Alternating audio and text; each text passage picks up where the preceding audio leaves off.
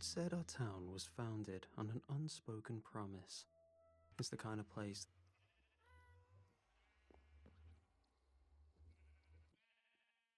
that looks wholesome from the outside. Neat fences, tidy lawns, church bells on Sundays, curfew that people actually obey. But underneath it all is a current. Something old, something everyone feels but doesn't name. That's where the box comes in.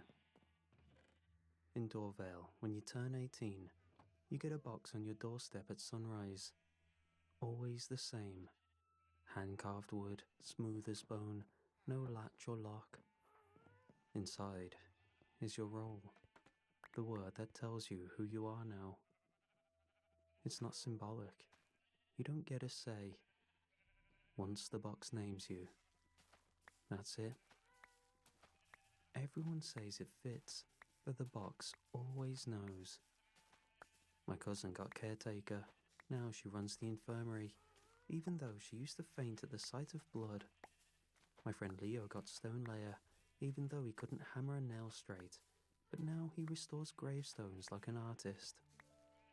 They say the box finds the path you were meant to take, that it doesn't make mistakes. I wanted to believe that. But as my 18th birthday crept closer, something in my gut twisted in apprehension, worried that I'd somehow be the only one it gets wrong, or sent on a path that would lead my life into misery. A fear I'm guessing a lot of people have.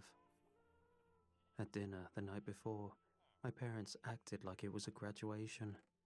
My dad grilled steaks, my mom made that awful potato salad she thinks I like.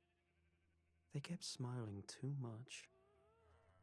Afterward, I met up with some friends around the fire pit near the lake. Everyone made predictions, cracked jokes. They said I'd be a brewer, since I always brought the best drinks, or maybe an archivist, because I kept a dream journal when I was 12. Then someone, I don't remember who, raised their cup and said, "Just hope it doesn't say shepherd." Everyone laughed. Even the adults who were passing by smiled, as if it were an inside joke. "Yeah," someone else added with a grin. "If you get shepherd, you have to go to the clearing." More laughed, a little forced. I smiled too, but the joke stuck in my teeth like a seed I couldn't swallow. We don't have sheep in Dorvale. No one farms, and as far as I know, there is no clearing. But everyone knew the joke, played along, like it had been passed down with the same care as our lullabies and town ordinances, a tradition missed in my household. That night, lying in bed, I stared at the ceiling and tried not to think about it. About the word, about what it would mean if the box made its first mistake.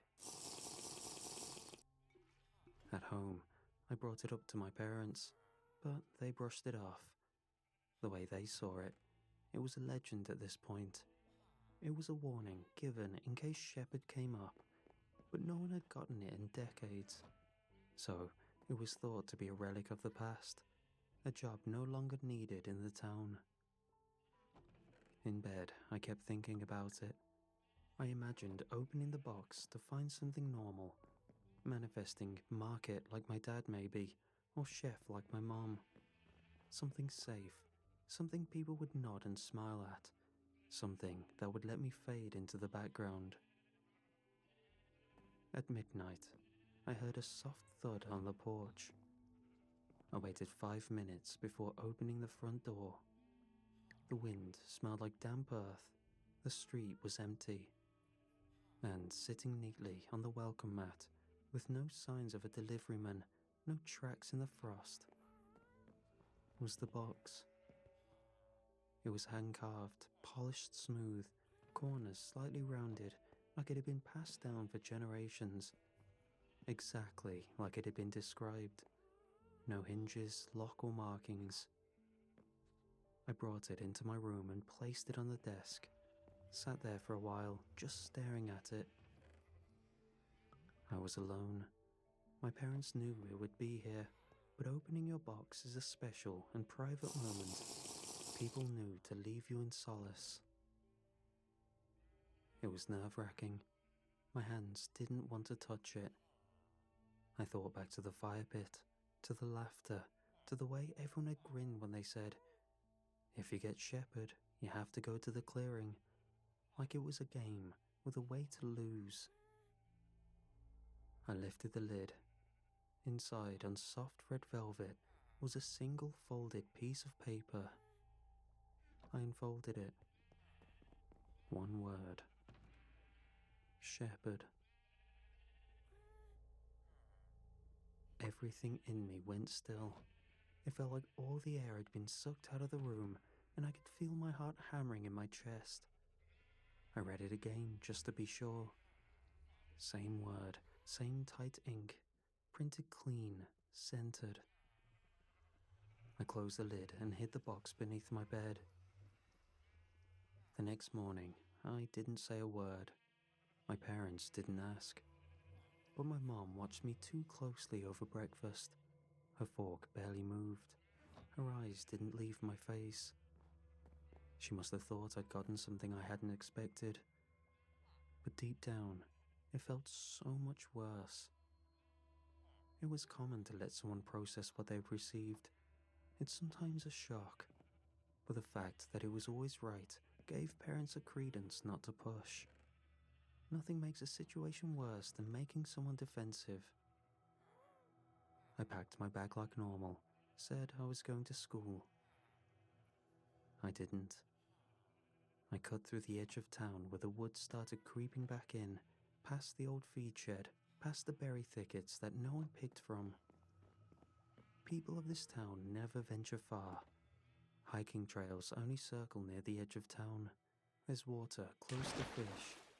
It's drilled into everyone not to go far into the thickets, a warning that worked here. Part of me felt like it was delusional to find answers out there, but nothing I saw while raised in this town matched the idea of a clearing. So, it had to be out there. Eventually, the GPS on my phone froze, then shut off entirely. After hours of searching, at the end of a forgotten trail, I found it. The place I was never meant to see. The trees opened into a clearing. Animal bones littered the grass in tangled spirals. I don't know what I expected to find in the clearing. What I didn't expect was a man. He stepped out from behind one of the crooked trees, slow and deliberate, like someone long unused to being seen.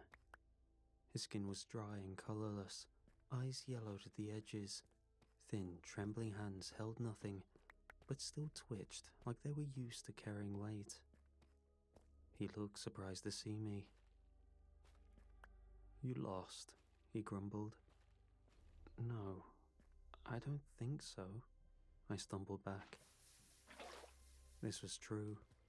Though I didn't know what I was looking for, I knew I was looking for something, and I could only guess that I'd found it. He paused at this, weighing what I'd meant, maybe even doing some threat assessment. He looked like he hadn't been around anyone in years. I could have stood there, trying to ramble an explanation, but instead, I reached slowly into my pocket and pulled out my note. Once he saw what was neatly written in the center, he sighed and sat down on a stump, like standing took too much out of him. "You weren't supposed to be chosen," he said. "Not yet." I asked him who he was. He gave me a look like I should have known. "I'm the shepherd," he said. "Or was, or still am, technically." That didn't make sense. I'd never seen him before in my life. He explained. He has the role. It's not like any ordinary job in the town. Only one can have it. Most people assumed he left town after his box arrived, but he didn't leave. He'd been hiding, skirting the boundaries. He looked at me with a kind of grim curiosity. If you got your box, and I'm still breathing. He didn't finish the thought, but I got it.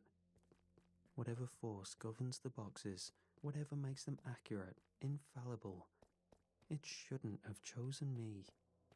Not until he was dead. And yet, it had. He didn't speak much after that, just led me through a twisting animal path behind the clearing, deeper into the woods than I thought they went. The trees here were old and gnarled like fists. The sky disappeared above us. Everything smelled like copper and wet ash. We reached what looked like a collapsed shack, tucked into a hollow. This disgusting place is where he lived. I tried to imagine calling that place home, but the idea sickened me. Inside, buried beneath a tarp and stacks of mold-darkened crates, was a journal. He set it on a stone, opened it to the first page. The pages were warped, some torn, some stuck together. The cover was stained with something reddish-brown and long-dried. I didn't ask what it was.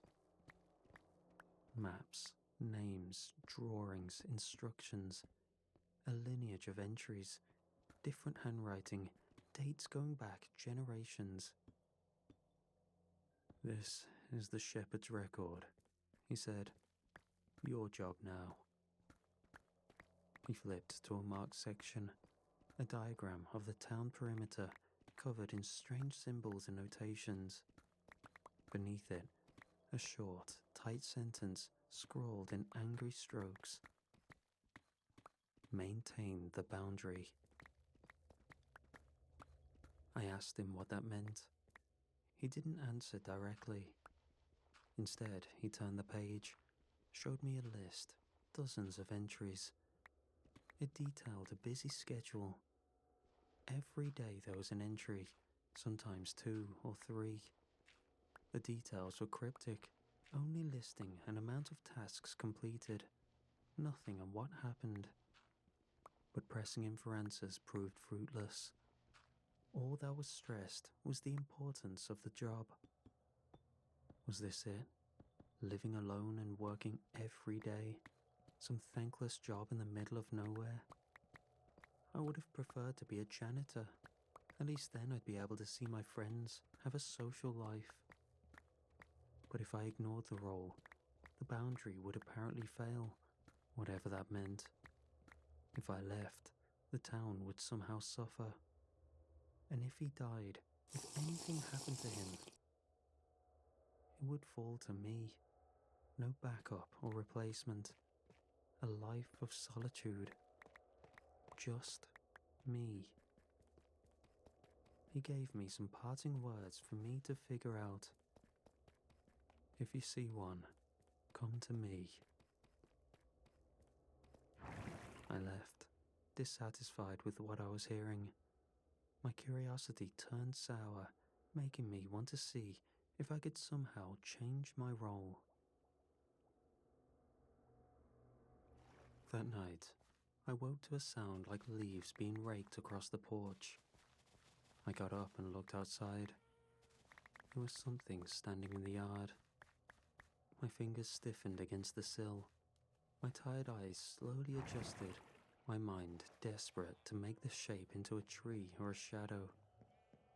But it remained as it was. Upright, pale, with a huge grin. It stood there as still as a statue, watching, waiting. The longer I stared, the more I became aware of the fact that I was standing directly in front of a lit window.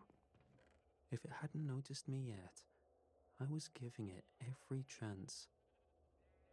I backed away from the window slowly, trying not to make the floorboards speak. When I finally reached the bed, I eased myself under the covers and stayed perfectly still, my heart thudding so loud it felt audible. I lay there, staring at the ceiling, listening for any shift outside. By dawn, it was gone. No signs that something was rummaging in the yard. I ran back to the clearing. The old shepherd was already awake, waiting at the fire pit, like he knew I'd come. "I think I saw one," I said. He nodded slowly, then grabbed a canvas bundle from behind a tree. Inside, rusted tools, something like a branding iron, and a long iron stake carved with symbols I couldn't decipher. He seemed to be able to track it like a bloodhound. We found the thing skulking near the edge of the woods. It was still in the shape of someone, almost human. Same size, same build, but its knees bent wrong, and its eyes were all pupil, no white. It smiled when it saw me, spoke in the voice of my childhood best friend, a girl who moved away years ago. "Hey," it said. "Wanna play?" she added with a smile. Her cadence was just like how she sounded many years ago. My blood ran cold. The old shepherd didn't hesitate. He charged, drove the stake straight through its gut. It shrieked, curled backward like a snapping twig, but didn't die. "I don't want to go home yet," it whined, twisting its neck toward me. "Please, just a bit longer." It laughed as the old shepherd pinned it to the ground, an elation that didn't match what its body was going through. Despite what it was saying, its actions didn't match. Its hands clasped over the shepherd's, pulling the stake further in, like it was welcoming death. Thrashing, death throes that looked painfully stronger than human at size. It took 2 full minutes to stop moving, catching the shepherd a few times, causing a few nicks and bruises. We burned it. The smoke smelled of copper and roses, but even that acted strangely. Instead of billows and clouds pushed around by the wind, it rose like a thin pillar into the sky until it dissipated. I was done pretending this was normal. I demanded answers. "Okay, what the hell is going on?" I yelled. "The sheep usually move as a flock, but sometimes a lamb gets astray," he retorted, like that somehow answered my question. Tears welled in my eyes, overwhelmed by taking in so much. "No, enough with being cryptic. This is insane. Why did she sound like my old friend? Am I connected to this?" I jabbed. This seemed to catch his attention. He turned to me. "You knew her?" "Yeah, we grew up together, played every other day, until she moved away," I answered. "Moved away. Classic," he muttered. "Just explain," I demanded. "She's dead. Died a while ago by the sounds of it. I guess you were too young for your parents to tell you straight. But she didn't move on," he replied bluntly. I was stunned, soaking in what he said.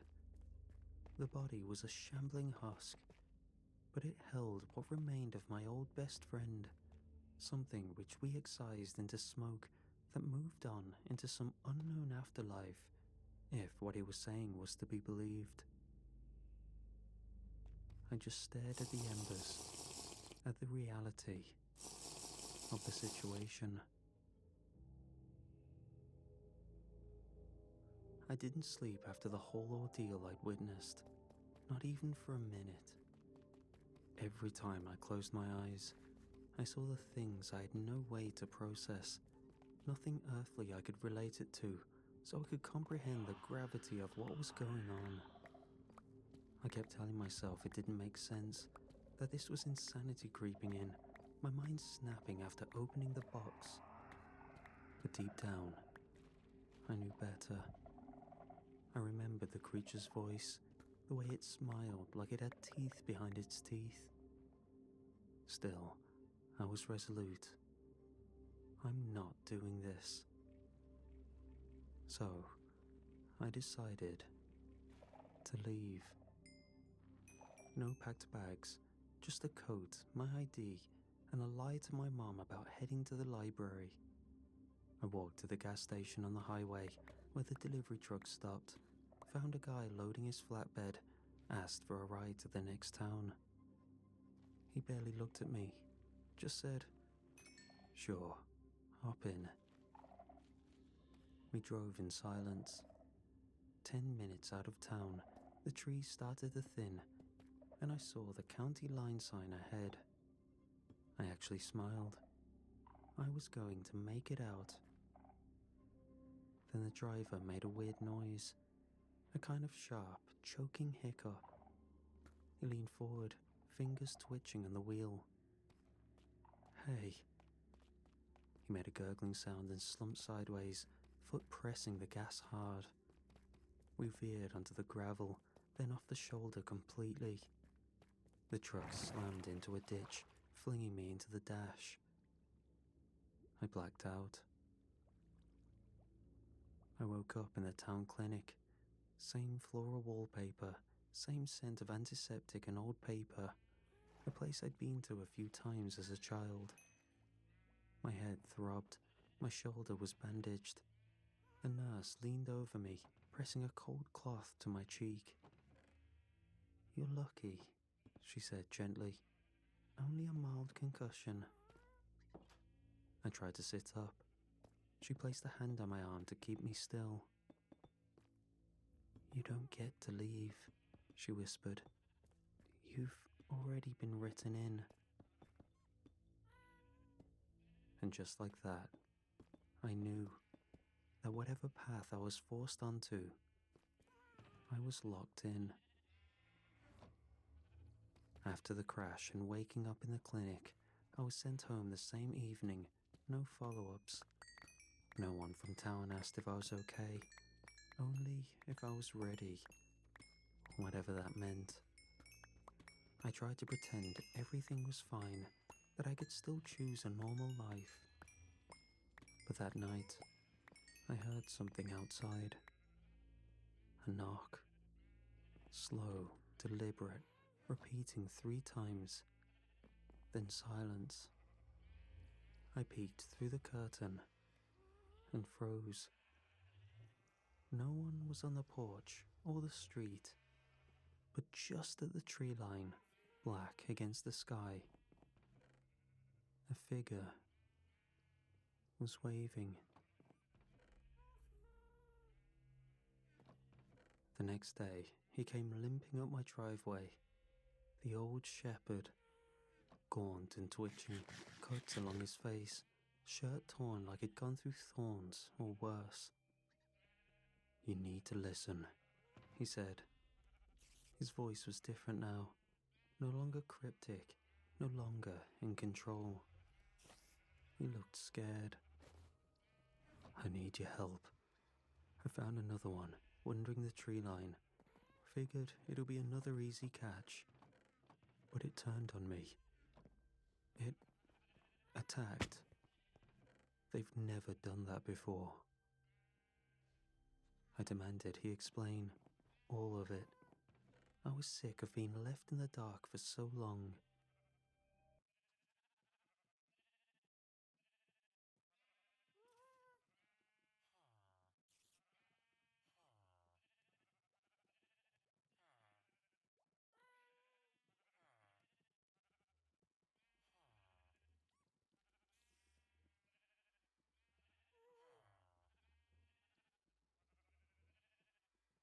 He wiped blood from his cheek and slumped down on my porch step.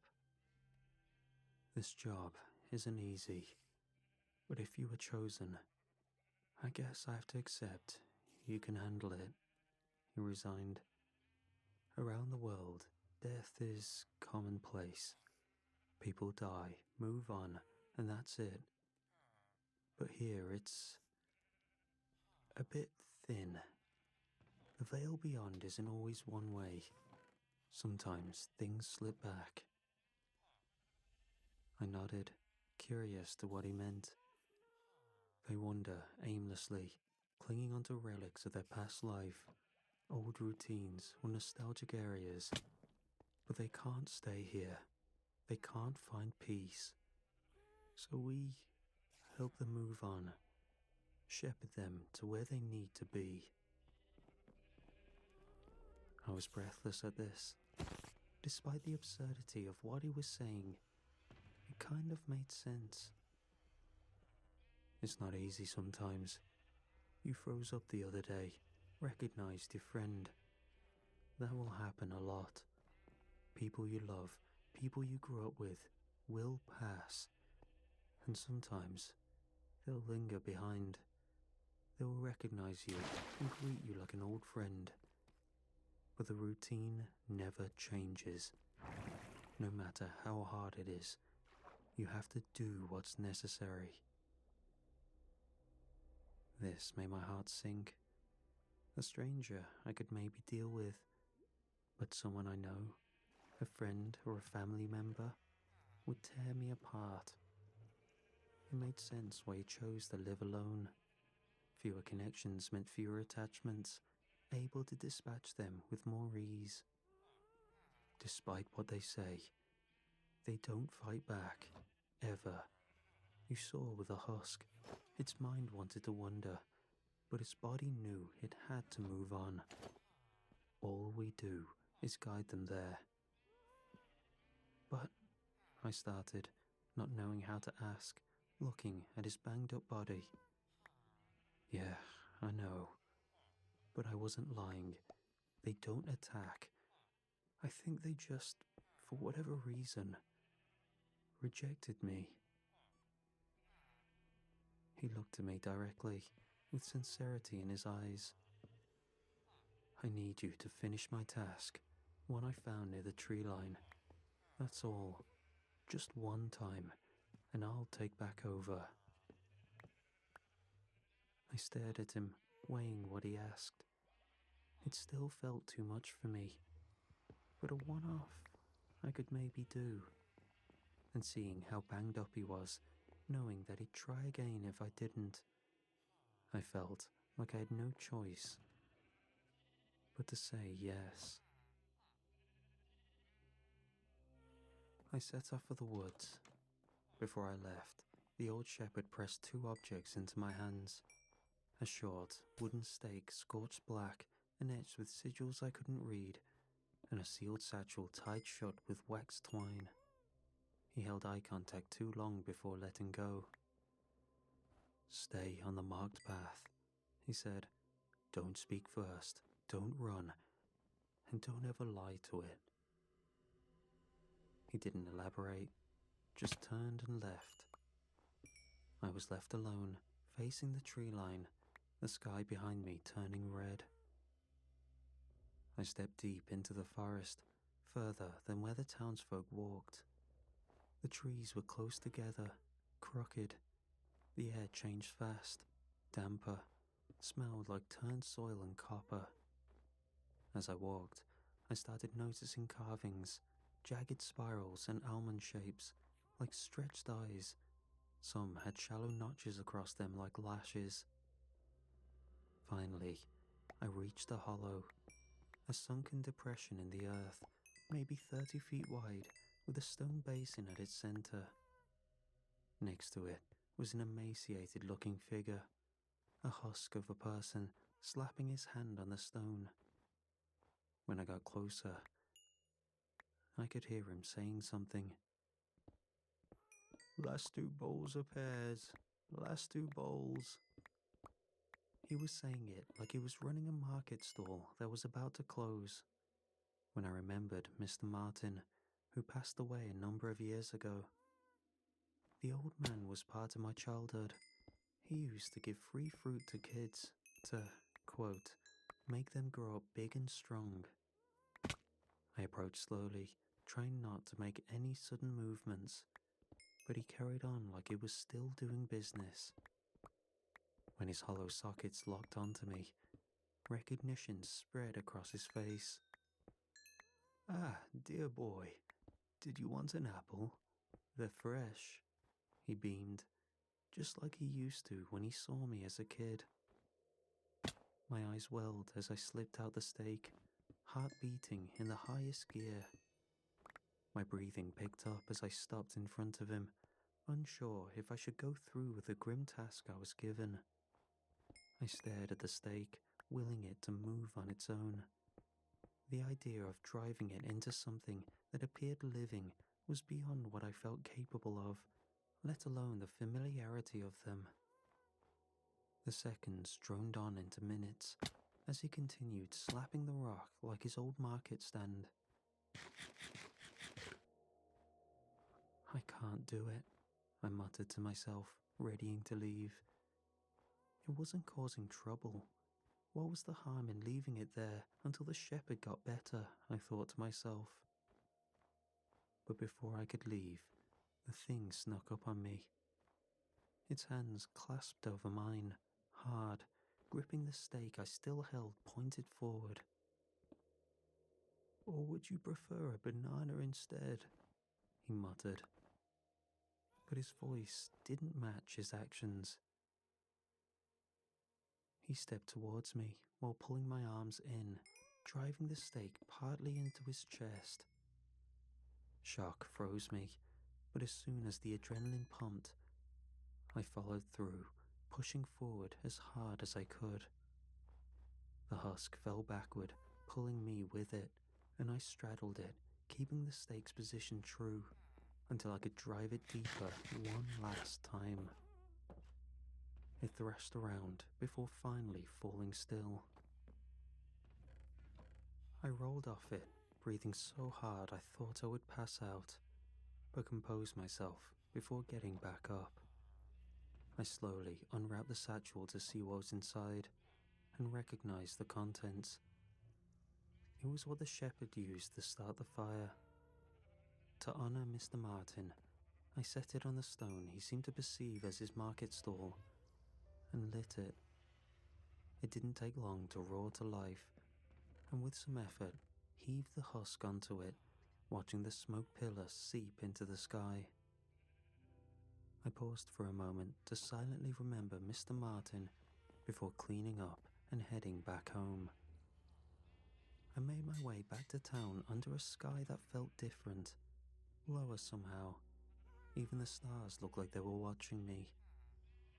People passed me on the street, but something else caught my attention. The rooftops, the shadows between buildings, the gaps between streetlights. In those spaces, I saw them. Figures. Tall, narrow things, just watching. Their eyes didn't glow, but I saw them anyway, like impressions burned into my vision. I didn't know what was happening. I wasn't ready for this. Why were there so many? I needed answers, so I went to the old shepherd's house. I knocked. Nothing. I waited, and still nothing. But I couldn't walk away. My skin itched like something wanted me to understand. So, I opened the door. The house was dim, smelled of dust and cedar. I called out, but there was no reply. I found him in the back room, slumped in a worn armchair. Peaceful, pale, a single candle burned low beside him, almost out. He was gone. I don't know how long I stood there. I don't know what I said, or if I said anything at all. My stomach was hollow. Not sad, just stripped. Worried that all the answers died with him. But as I looked around, the markings on the walls, the dozens of stakes lined neatly by the door, and I saw the scattered journals, flicked through some, and everything was in there. What he told me, and more. The scale of the task, the targets to aim for, and the eyes, seeing all those who remain. And it clicked. He had seen the figures too, saw them while I was naively worrying about the one that I had seen. He knew the scope of the job. That's why he didn't take me in, not wanting to burden me with this monumental task. And now, he was gone. I walked home without trying to hide anymore. I met the town's eyes when they glanced up. I saw the way the shadows shifted behind their curtains. I heard the slow rhythm of something breathing beneath the dirt. And for the sake of this man who had thanklessly done this job for decades, working so long that this role was only a rumor in my generation, I decided then that I would be the new shepherd for this town.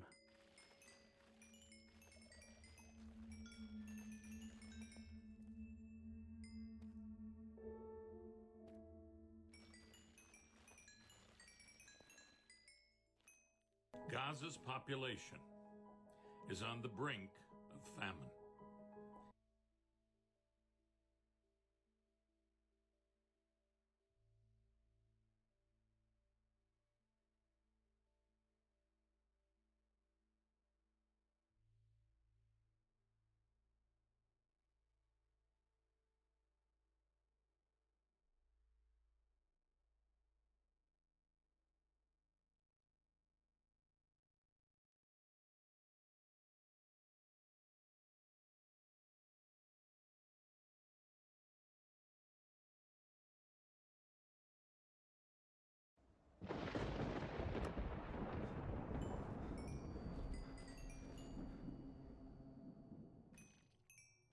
I always feel a little ridiculous saying this, but I used to think camping would fix me. Not the hardcore kind, just the cute Instagram version of healing. Enamel mugs, quiet mornings, nature doing its thing. That was the vibe my best friend Tiffany promised when she talked me into a weekend in Pisgah. I was a burned out barista living on espresso shots and tips. She was the outdoorsy one. I loved pictures of forests, not the actual forests. But we were both stressed and broke, so a cheap, quiet campsite sounded perfect. And honestly, the first couple hours were perfect. We set up our little tent in a clearing off a gravel road, cooked ramen on the camp stove, drank cheap cider, and took way too many photos of ourselves pretending to be outdoors people. The sunset was unreal, all soft gold and blue haze.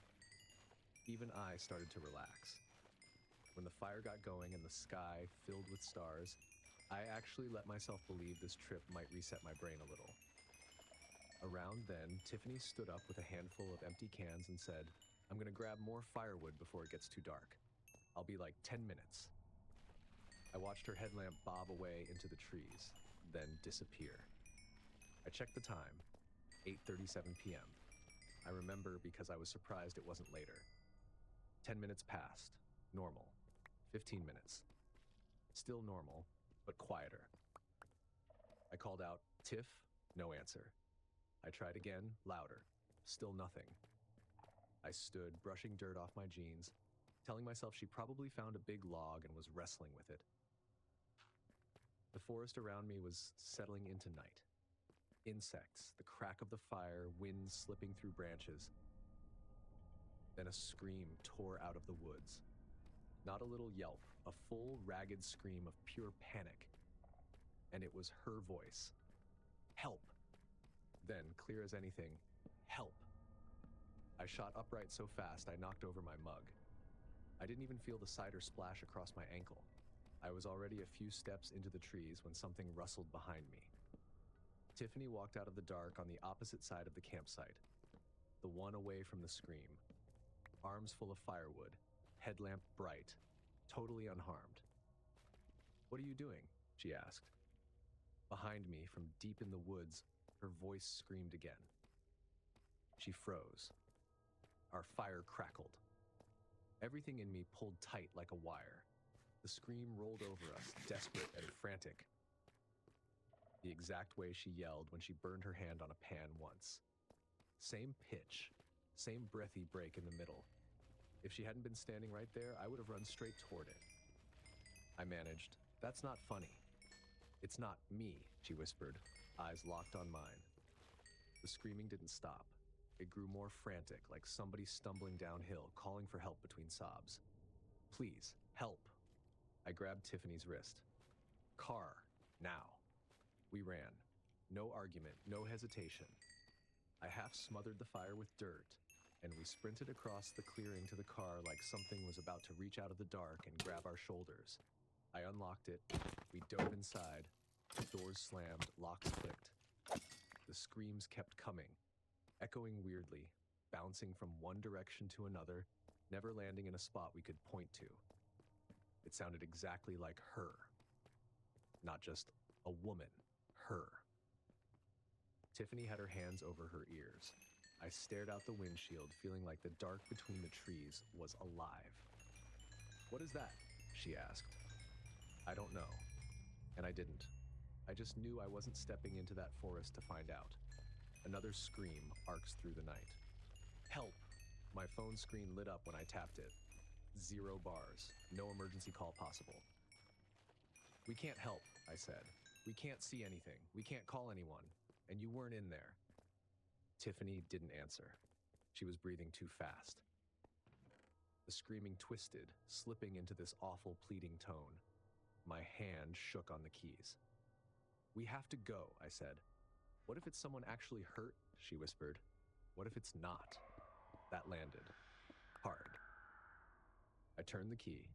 The engine started up, and the screaming stopped instantly, like someone hit mute. We sat there for half a second, both of us holding perfectly still, listening to a silence that felt wrong. No insects, no wind, no crackle from the smothered fire. Just the low hum of the engine. Seatbelt, I said. My voice didn't sound like mine. We backed out fast, our headlights slicing between the trees as we rolled down the gravel road. Every shadow looked like someone standing still, waiting. Every turn felt too narrow, too dark. Once we hit the main road, I didn't slow down until we pulled into a gas station with actual fluorescent lights. Tiffany went inside. I just sat there staring at my hands on the steering wheel, like they belonged to someone else. We didn't call the Rangers. What were we supposed to say? Something in the woods was screaming in my best friend's voice, but she was right next to me. They'd chalk it up to panic or night echoes or us scaring ourselves. But here's the thing I can't shake. The screaming didn't just sound like her. It matched her. Tone. Rhythm. The tiny breaks in her voice when she's terrified. Things you only recognize after years of friendship. Someone or something copied her perfectly. And whatever it was, it wanted me far away from the fire, deep in the trees, alone. I haven't camped since. Anytime I hear someone call from far off, a jogger, a parent, anyone, something inside me pulls tight for a second. Because now I know voices can lie. Now I know voices can call you from the dark in the exact tone of someone you love. And I'm pretty sure that night in Pisgah, it didn't want help. It wanted me.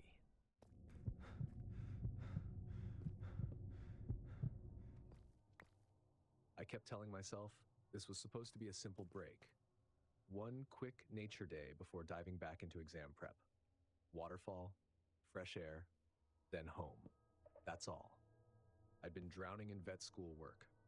Flashcards in every pocket, highlighters everywhere, my brain buzzing like a trapped fly. So on a Saturday morning in 2022, I grabbed my day pack, downloaded the trail map, and drove toward a hidden waterfall in Chattahoochee National Forest. The trail was supposed to be quiet, pretty, and, my mistake, secluded. I left pavement behind faster than I expected. The road tapered into packed dirt, then into a narrow service road with ruts deep enough to grab a tire. Trees crowded both sides, shadows stretching across the windshield. I checked my phone out of habit. No service. Not surprising, but still a little punch of anxiety. I kept going. No houses, no other cars for miles. I actually said out loud, relax. People do this all the time, which always means I'm not relaxed. A few minutes later, I looked into the rear view, and there it was. A silver pickup. I didn't see it approach. It was just suddenly there, perfectly centered behind me. Not close enough to tailgate, not far enough to dismiss. I slowed a little. The truck slowed too. I sped up. It sped up. My throat tightened. I tried being logical. Maybe he's going to the same trail. Maybe he's a local who drives this pacing. Maybe I'm projecting too much from all the crime podcasts I use as study breaks. But that truck stayed locked behind me for a full 20 minutes, never changing position, never closing in, never dropping back. By the time the trailhead appeared, a small gravel pullout with a faded wooden sign, I felt both relieved and sick. At least it was a place to stop. I angled my car into the lot, killed the engine, and waited to see if the truck would pass. It didn't. It turned in, rolled to a stop behind me, and switched off its headlights. But the engine stayed running. He didn't get out, didn't adjust anything, didn't look around, just idled there. I sat still for a moment, gripping the steering wheel. Logic whispered, "It's public land. Anyone can be here." Instinct whispered louder, "Nope." But I'd come all this way, and leaving felt embarrassing, like I'd be letting him dictate my day. So I got out, pretending not to notice him, and headed up the trail with a speed that probably looked ridiculous if he was watching. The forest swallowed me quickly, just trees, damp earth, and a distant rush of water. I kept listening for footsteps behind me, but heard nothing except the normal trail sounds. After about a mile, I reached the waterfall. It was small but pretty, fanning over red rock into a shallow pool. I snapped one picture, then immediately felt stupid, like I was documenting something I didn't want tied to me. I headed back almost immediately, half hoping, half begging the universe that the truck would be gone. It wasn't. When the trail opened into the parking lot, my heart climbed into my throat. My car was where I'd left it, but the silver truck wasn't behind me anymore. Now it was parked inches from my driver's side door, angled slightly inward, as if blocking me in. I froze mid-step, forcing myself to keep my face neutral, like I was just admiring the trail map. My hands shook inside my sleeves. The truck's engine was off now, windows tinted. Still no movement inside. I pulled out my phone, even though I knew it was useless. I pretended to scroll, pretended the view was interesting, pretended I wasn't planning 10 different escape routes in my head. Then I saw the driver's window rolling down. Just a thin opening, just enough for eyes. I finally looked. Middle-aged man, clean cap, too clean for someone supposedly hanging out alone on a dusty forest road. He smiled as soon as we made eye contact. "Pretty spot to get lost," he said. "Don't you think?" His tone was soft, almost friendly, but the words weren't. Something in me snapped into focus. I didn't answer. I didn't walk closer. I didn't even pretend to laugh. Instead, I casually shifted direction like I'd forgotten something behind my car. The moment his sightline broke, I beelined for the passenger door, yanked it open, and slid in fast.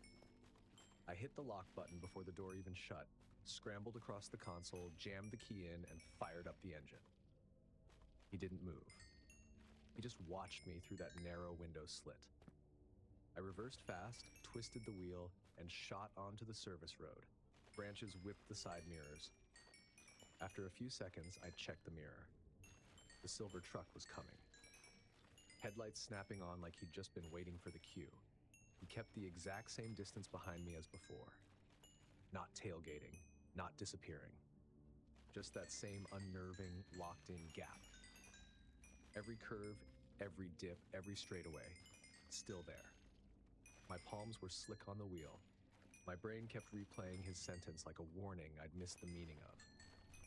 Pretty spot to get lost. There was nowhere to pull off without being trapped. Nowhere to turn around without giving him a perfect angle. All I could do was keep driving and pray nothing went wrong. It felt like hours, but finally the dirt road spat me back onto pavement. I didn't slow down. I took the first right toward town, scanning for signs of life. When I spotted a gas station with a sheriff's cruiser parked out front, I pulled in like my life depended on it. The truck didn't. It drove past without even tapping its brakes, disappearing down the highway like none of it mattered. I sat in the lot, gripping the wheel until my breathing evened out. I considered walking up to the deputy inside, but decided not to. I had nothing tangible, nothing illegal, just a man who waited, watched, and smiled like the outcome was already decided. Now I avoid trailheads with only one car. I never trust a vehicle that keeps perfect distance behind me on a back road. And I never, ever assume I'm being dramatic. The part that still gets me, the part that creeps under my skin, isn't that he followed me. It's that he never once got out of the truck. Not to hike, not to stretch, not to look around. He just waited for me to come back. They say if you want to go fast, go alone. But if you want to go far, go together. At Amica Insurance, we're built for our customers and prioritize your needs. Call 877-41-AMICA and get a quote today.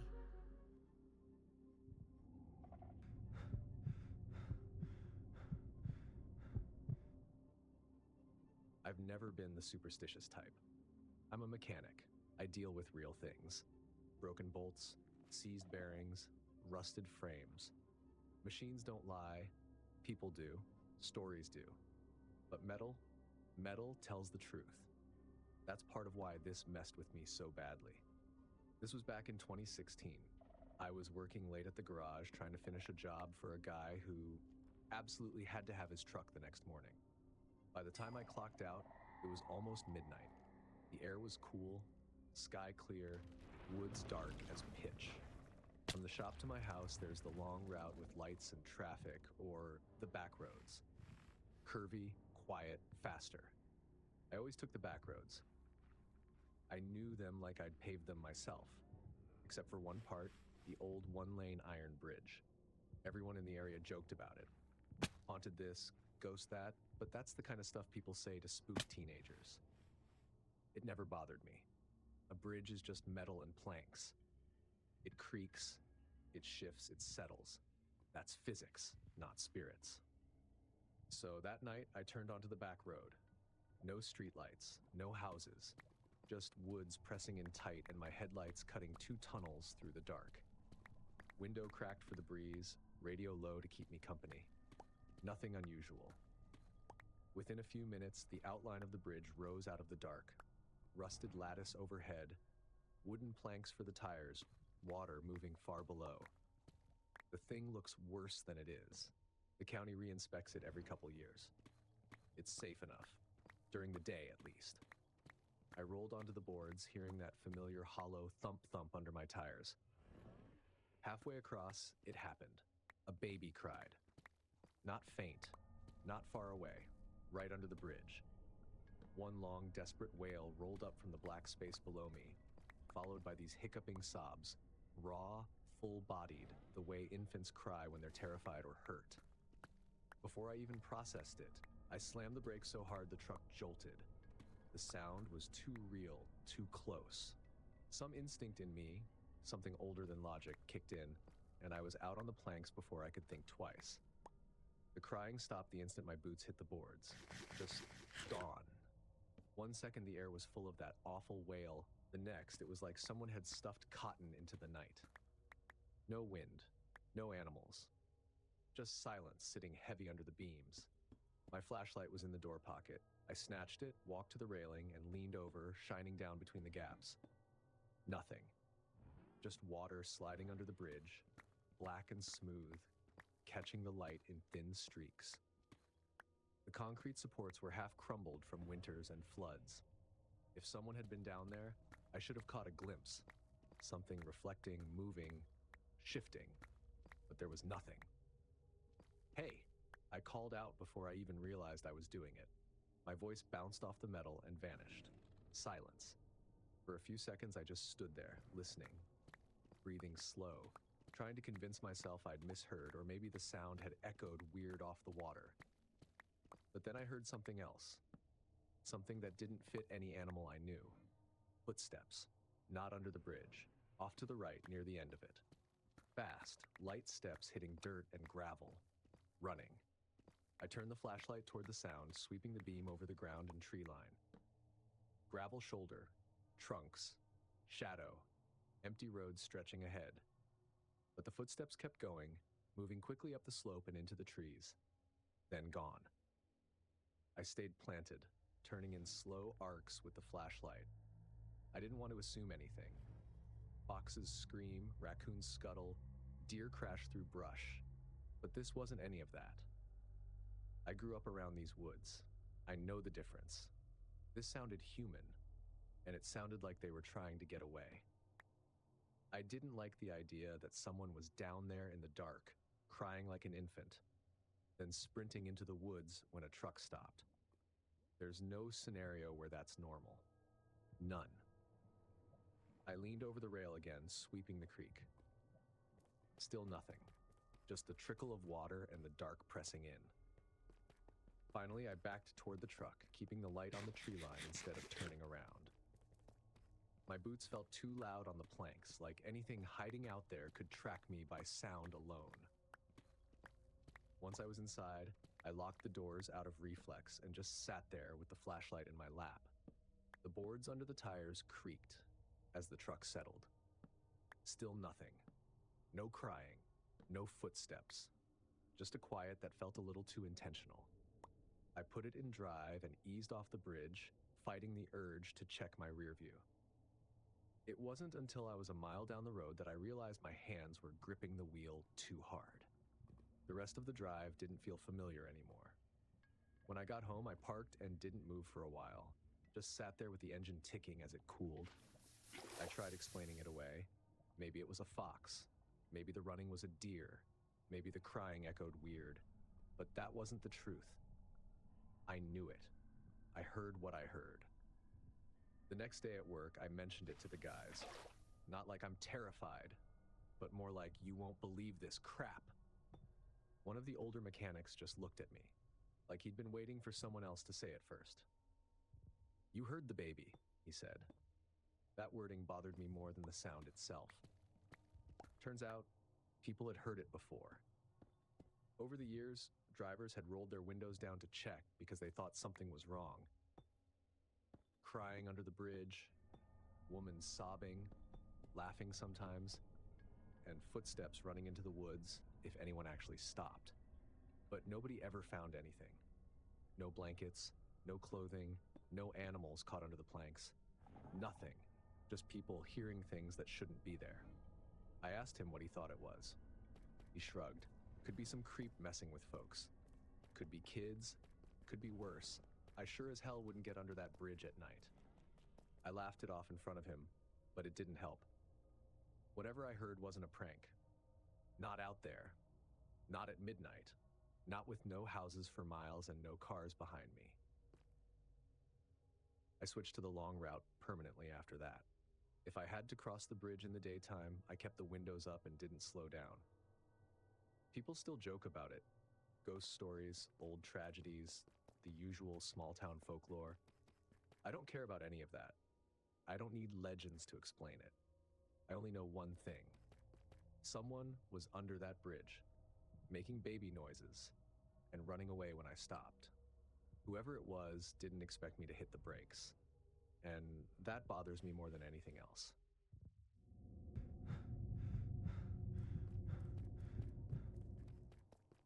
I've slept in some real garbage spots over the years. Truck cabs, motels that smelled like wet carpet, rest areas where you pray nobody knocks on your window. After a few decades of long haul, you stop being picky. So when I tell you this one got under my skin, I mean it. This was 2017, Highway 212 in Montana. I was bouncing between jobs and towing my little travel camper instead of running my full rig. It's a tiny thing. One bed, one table, one light that flickers whenever it wants. But it lets me get off the busy truck stops and sleep in quiet places. That night, I pulled off at one of those gravel turnouts on the side of the highway. Just a rough circle of dirt and tire ruts with miles of open land around it. No houses, no lights, not even a fence. Just Montana doing that thing where the sky feels too big and the dark is too thick. It was close to 9:30. I parked, killed the engine, stepped outside to stretch my back. The wind cut across the field, sharp and cold. Nothing moved except the grass brushing against itself. The road was dead silent. "Good enough," I muttered. Old man habit. Inside, I locked the door, flicked on the LED strip, made a sandwich, checked my route for the morning, and shut the phone off to save battery. By 10, I was out. When you're tired enough, you could sleep on rebar. I don't know how long I slept, but I remember waking up instantly, like someone snapped their fingers next to my ear. The camper was pitch dark. My little digital clock showed 3:02 a.m. And then it came. 3 knocks. Soft. Way too soft. Like someone didn't want to startle me. Just get my attention. I lay still for a few seconds, listening. Sometimes the walls make noises, but this wasn't the walls. This was the door. First thing I checked was the motion light mounted above it. You could see the glow through the blinds when it triggered. It was off, so whoever knocked didn't register as movement, or was standing somewhere the sensor couldn't see. I slid out of bed, grabbed my folding knife, and crept to the tiny window next to the door. I lifted one corner of the blind. Nothing. Just the gravel lot, the faint outline of shrubs, and a whole lot of black. I stood there another few seconds, telling myself it might have been wind or something loose outside. Except there was nothing out there to hit against the door. Then the knocking came again. 3 taps. This time it sounded closer to the latch. The motion light stayed dark. That's when my stomach tightened. I've dealt with bears nosing around trucks before. You hear the weight of them. You feel it in the metal. This sounded like fingers. Curious fingers tracing the door like they were looking for weak spots. I moved to the table and sat facing the door, knife on the surface, hand on the handle. Not a hero move, just the only move I had. The next sound wasn't a knock, it was a rub, something dragging across the metal skin. Slow, wandering, like it was feeling its way down the frame. Every few inches there'd be a tiny tap, testing, checking. It moved from the top corner down to the latch, then lower, then back up, almost systematic. Kids don't wander around out here, I said, though the idea didn't fit anyway. There wasn't a house for miles. The rubbing stopped. For maybe 10 seconds, everything went dead quiet. Then, bang, enough to shake the whole door in its frame. I shot up and yelled through the door, "I'm armed and I already called the cops." Complete lie. I didn't have a gun with me and my phone was dead silent in airplane mode, but fear makes you sound more confident than you are. Everything went silent again. No rubbing, no knocking, no wind. Then footsteps, slow ones, on gravel, moving away from the door. I hurried back to the window, lifted the blind again, expecting to see someone walk into the area where the motion light should have gone off. Still nothing. Light stayed dark. That was the part that hit me hardest. The sensor sits high and points down. Anything human-sized moving away from the door has to pass through its field. I've watched it go off for raccoons, even big bugs, but whatever was out there didn't trigger it. I stayed at that window a long time, long enough for the horizon to turn from black to dark gray. When the sky finally started to lighten, I got dressed fast, sweeping everything into cabinets. I didn't even check outside first, just grabbed what I needed, unlocked the door, and stepped out with the knife in my hand. The lot looked exactly the same as the night before. No footprints I could see, though gravel doesn't show much. No other vehicles, just emptiness. I didn't bother with coffee, didn't bother with a walk around, didn't bother trying to explain anything to myself. I hit the road and didn't slow down for an hour. At the first gas station I found, I parked and just sat for a minute, letting the normal world feel normal again. Another driver wandered by and asked why I looked wired. I told him I'd heard something mess with the door last night. He laughed, probably the wind. I let him believe that. But I know what I heard. I know the sound of fingers on metal. I know how a door feels when something hits it. And I know the light never turned on. Not once. Whatever was out there touched the door. And out in the middle of Montana at 3 a.m., with nothing between me and that knock except a thin sheet of metal, Yeah, that's enough to make any man pick a motel next time.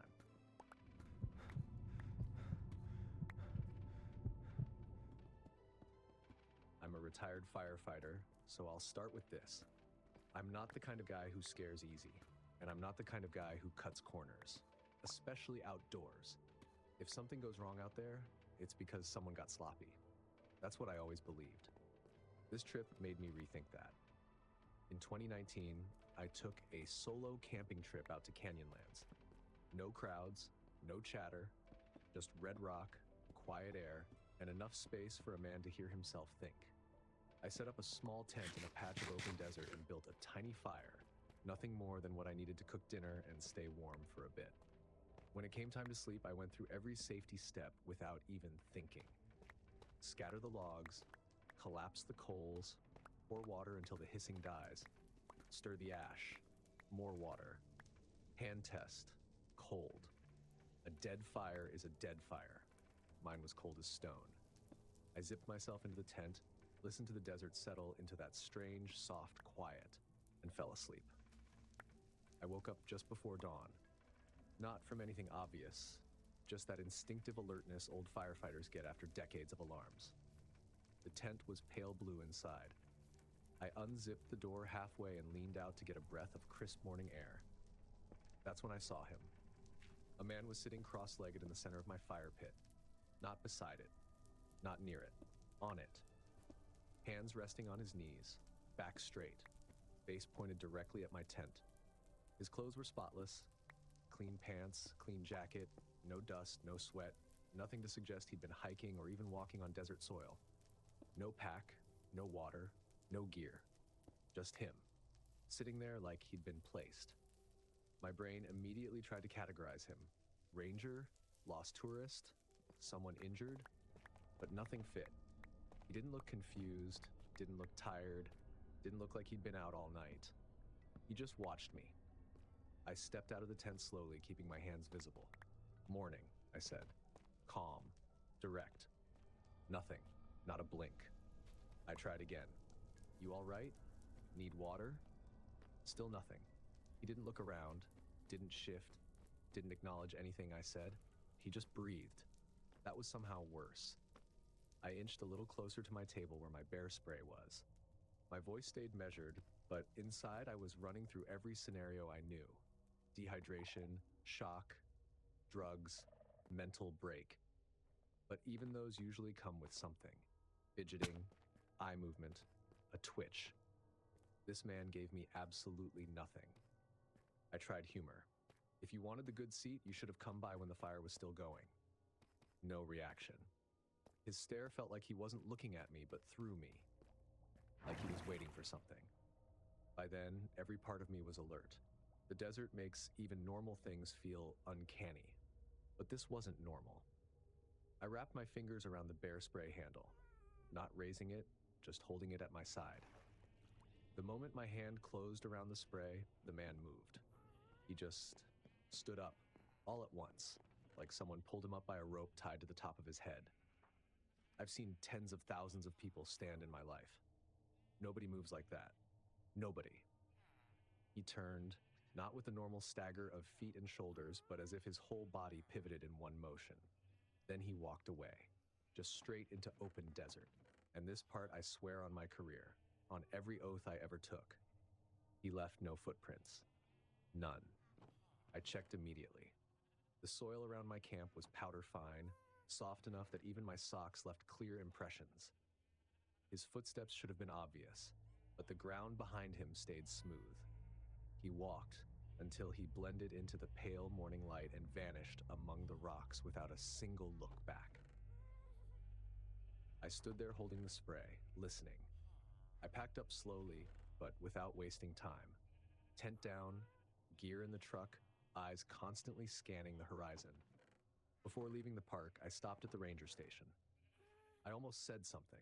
I almost asked if a hiker had gone missing, or if anyone strange had been reported out there recently.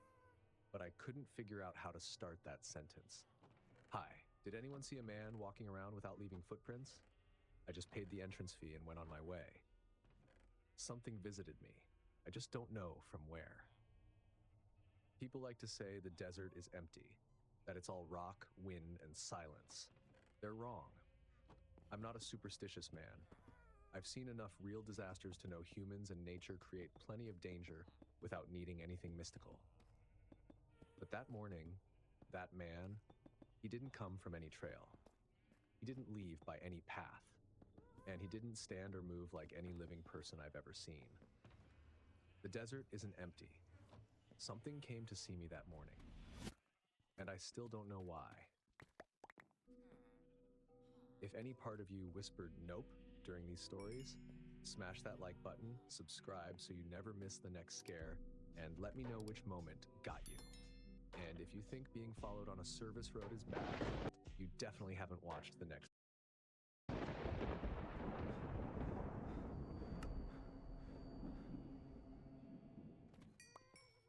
When I bought my first house, I thought the scariest thing would be the mortgage. It was a small 2-bedroom bungalow outside Milwaukee. Quiet street, fenced yard, the kind of place you picture yourself finally exhaling in. I'd been working at a law firm long enough to save a decent down payment. Fresh keys, first mortgage payment, paint swatches taped to the hallway. That feeling of adulthood where everything smells like primer and optimism. During those first weeks, I did what any organized paralegal would. Set up my utilities, change the locks, filled out a change of address form at the post office. By the second week, the mail slot started clacking open every afternoon, dropping a few envelopes onto the floorboards. Most were the usual: welcome packets, coupons, a water bill. But there were always 2 or 3 addressed to someone else. Here, I'll call her Miss Lorraine Hensley for the sake of her privacy. I figured she was the previous tenant. I wrote return to sender and dropped them back in the box. Then more came, all handwritten, same shaky penmanship, no return address. One afternoon, I noticed something odd. The envelope wasn't sealed, just tucked. I took the bait. I slid the flap open, expecting junk or church mailers. Instead, the note inside said, "Do not let him back in." That was it. No greeting, no signature, just those 6 words. I reread it, trying to place its tone. Angry, fearful, pleading. I shrugged it off as some personal drama between Lorraine and an ex or relative. I tossed it into the shred pile at work and forgot about it. The next day, another letter came. This one said, "Jean is not allowed." That name, Jean, made it sound weirder, like an instruction, not gossip. By the end of the week, there were 5 more envelopes stacked on my kitchen counter, each with slight variations of the same warning. I decided to call the property records office during my lunch break. The clerk confirmed Lorraine had rented the place for 7 years before moving out. No forwarding address on file.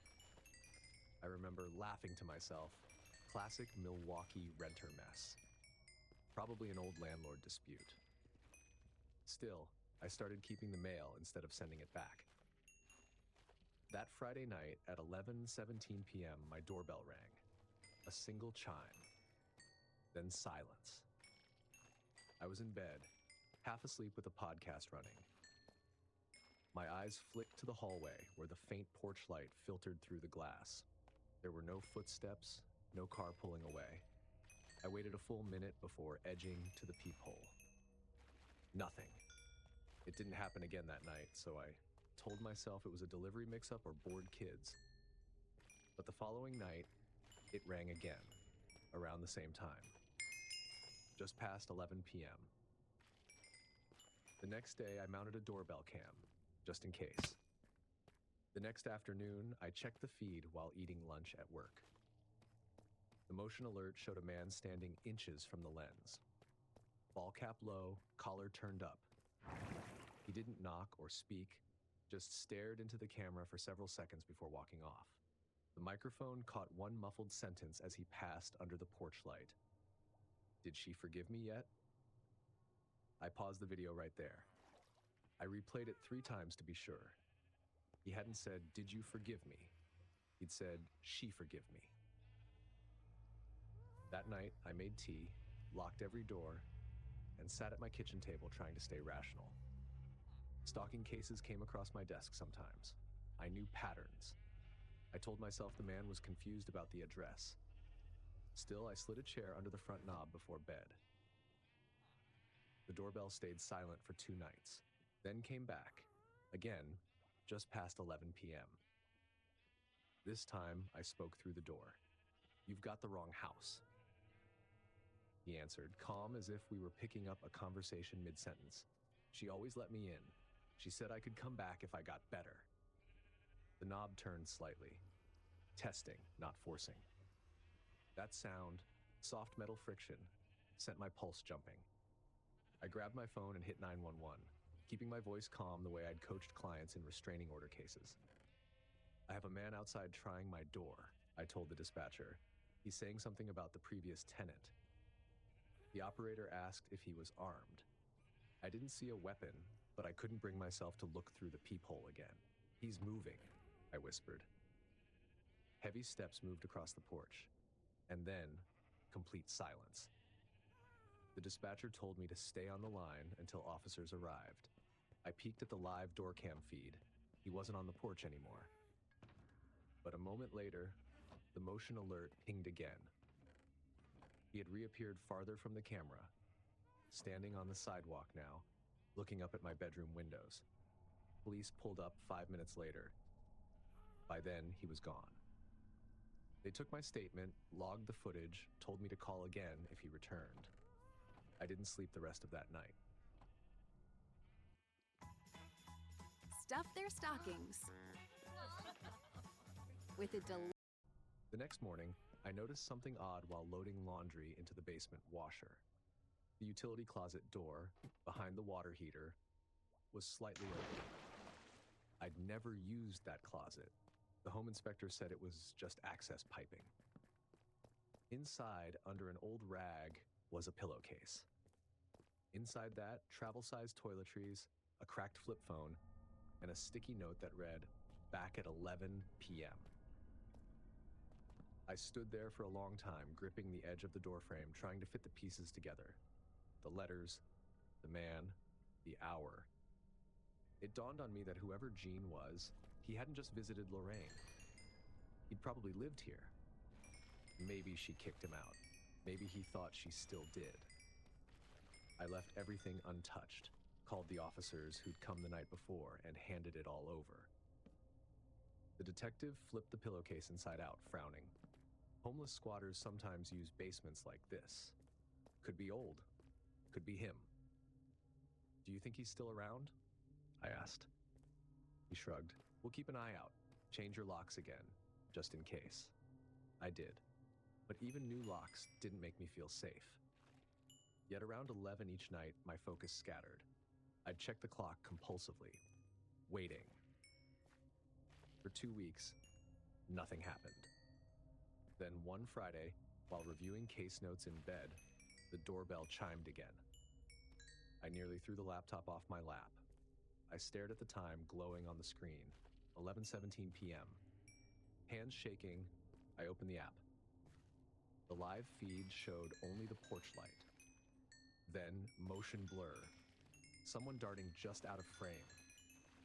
Instead of calling 911 again, I hit the floodlight switch from the app. The yard exploded in white. For a split second, I saw him, just the back of his jacket as he sprinted toward the street, hat flying off mid-run. He never came back after that. A few days later, an officer called to update me. The phone from the pillowcase had been dead for years. No SIM card. They'd found nothing in the prints database. "Probably an old squatter," he said. "You just moved into his comfort zone." It wasn't his house anymore, but it had been. The idea that a place could still belong to someone in their mind unsettled me more than any ghost story could. That week, I moved my bed away from the front windows, installed a doorstop alarm, set my phone alarm for 11 p.m. each night as a sort of countdown reminder. Check locks, camera, curtains. I never skipped it. It's been 3 years since all that. I still live here, but the house never really feels quiet. Silence has weight. Sometimes the mail slot clacks open with junk flyers, and for a second I brace myself to see that handwriting again. It's never shown up, but I still forward any stray letters straight to the precinct just in case. Because the truth is, safety isn't just about who you lock out. It's about who still believes they belong inside.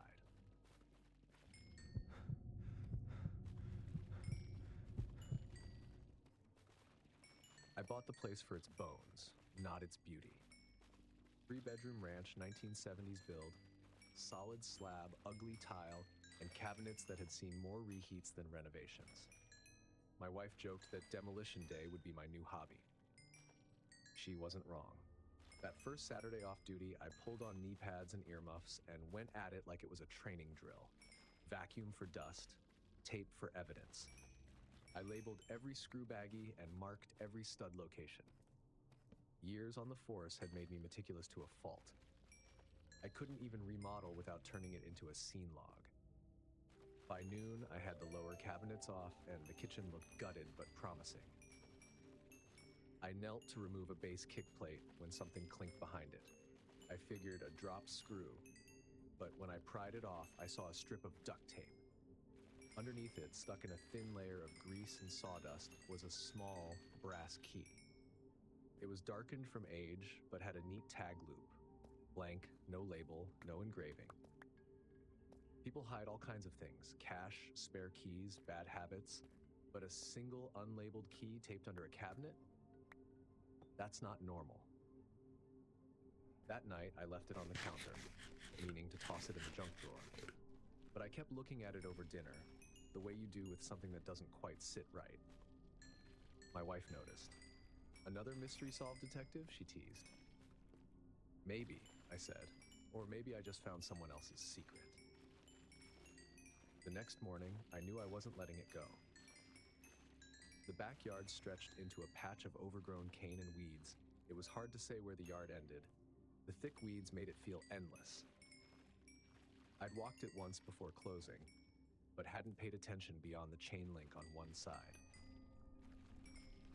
When I reached the far corner, I saw something I hadn't registered before. A rusted tin shed almost buried in cane. No lock on the door, just a padlock loop through the latch. Rusted stiff with years of disuse. I pulled out the key. It fit like it had been waiting. The lock popped open. Inside, my flashlight beam caught dust swirling and, oddly, a smell of plastic. The shed wasn't empty. 3 Rubbermaid totes sat in a row. The first one I opened held children's shoes, not pairs, singles. Each one was different. A pink sandal, a mudcake sneaker, a small boot with a glitter star peeling off. All sizes, none matched. The second tote had photos, dozens of them. Interiors of houses, not mine. Kitchens, basements, hallways. A few had stuffed animals visible. Others had notes scribbled on the back. Closet door, same layout, move mirror. The third tote stopped me cold.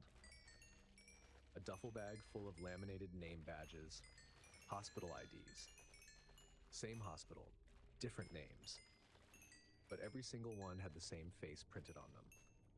I zipped the duffel shut and backed out. My training said secure the scene, but I wasn't on duty. I took photos with my phone. Then I locked the padlock again, snapped a photo of that too, and called one of my buddies from patrol. He met me half an hour later. We popped the lock again together, went through it slow, this time recording video. When I lifted the duffel, something new slid out. A single ID badge lay on top of the pile. Clean, laminated, fresh. No photo, no printed name. Just my street name scrawled in Sharpie across the top line. I hadn't seen it before. I'm damn sure of that. We stepped out fast. My partner looked at me like I'd brought him to a prank scene. "You sure you didn't plant this yourself to get me out of paperwork?" I didn't answer. We locked it back up, called it in. The detectives took over within the hour. They logged everything, asked the standard, "Did you know the previous owner?" Any contact since the sale? Any suspicious vehicles around? I had nothing. That night, my wife tried to lighten the mood, said probably some squatter stash. Could be nothing. Maybe. I installed a floodlight on the shed and a trail cam by morning. Habit. Control what you can see. A week later, detectives called. The hospital IDs were confirmed counterfeit, printed on an old blank batch the hospital reported missing years earlier. None of the photos matched open cases. No fingerprints worth processing. Dead end. They closed it as miscellaneous recovered property. A month after the find, I went to the shed again. The lock hung twisted, freshly cut. Inside, the floor was swept clean. Cleaner than before. Like someone wanted to erase the whole thing. I welded the door shut that same day. Called my patrol friend to stand by while I did it. He didn't say a word, just kept the flashlight steady as I sealed the seams. That night, we sat on the porch, drinking coffee, neither of us wanting beer. "You think whoever it was came back for the stuff?" he asked. "I think whoever it was never left," I said. He looked out toward the dark field. "You should move." Maybe I should have, but something about the place felt like unfinished business. I upgraded the lights, installed perimeter alarms, even mounted another trail cam higher up. The footage stayed clear for weeks. After that, I stopped checking. My wife eventually convinced me to fill the backyard with gravel and planters, make it look new. We planted oleander along the fence. She said the flowers would hide the scars where the shed sat. They didn't. I still catch myself staring toward that corner when the wind moves the cane. It's been years now. We've repainted, remodeled, made the place livable, but that part of the yard still feels like an open file. But I'll never forget the day I found out that my house once had a second life before me. And some nights, I get the feeling that life isn't finished.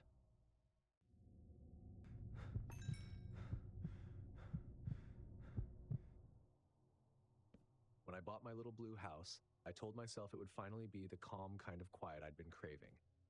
The place wasn't fancy, paint chipped in spots, fence leaning, but it felt safe. My first home. My first real space that was mine. That first week was all cinnamon tea, new routines, and lesson plans tacked to the hallway corkboard. I even named the backyard squirrel Principal Nut. It was silly, but it made the silence friendlier. The back door was my favorite spot. White wood, new deadbolt, view of the alley. Every night before bed, I'd whisper my checklist like a mantra. Windows locked, stove off, door latched. I even stuck a neon pink note beside the light switch that said, "Lock." Did you know Ashley is having a massive sale on mattresses right now? I stopped by the showroom and found this Align mattress by Ashley Sleep, and it came with a free adjustable base. You have to check out Ashley's Black Friday sale.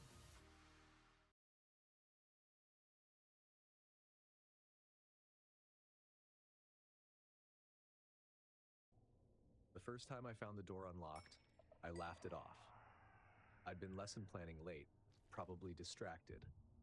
I locked it again and pressed the sticky note down harder. The second morning, it happened again. This time, I stood staring at the knob like it was mocking me. I remembered locking it, double-checking even. I told myself maybe the latch hadn't seated right. Still, my gut wouldn't settle. I ordered one of those keyless smart deadbolts that track every click and chirp. That night, I set it, heard the motor whir, and felt reassured by the little green light. The next morning, the app log showed unlocked 2:43 a.m., manual turn. I hadn't touched it. My teacher brain tried logic. Software glitch, power blip, calibration error. But my gut whispered something older and simpler. Someone had turned it. I decided to test it, science experiment style. I balanced a dime on the inside handle so it would ping if moved, and dusted a thin trail of flour on the tile by the threshold. Just before bed, I whispered, "Let's see what's real." At 3:12 a.m., a dog barked in the alley. Then, the dime hit the tile. I didn't move. My throat went dry, listening to the silence stretch out again. When dawn came, the flour showed a single wide tread. Flat, smooth like a skate shoe, and a gray smear near the jamb, as if from ash or graphite. The pencil line I'd drawn to mark the latch position was smudged.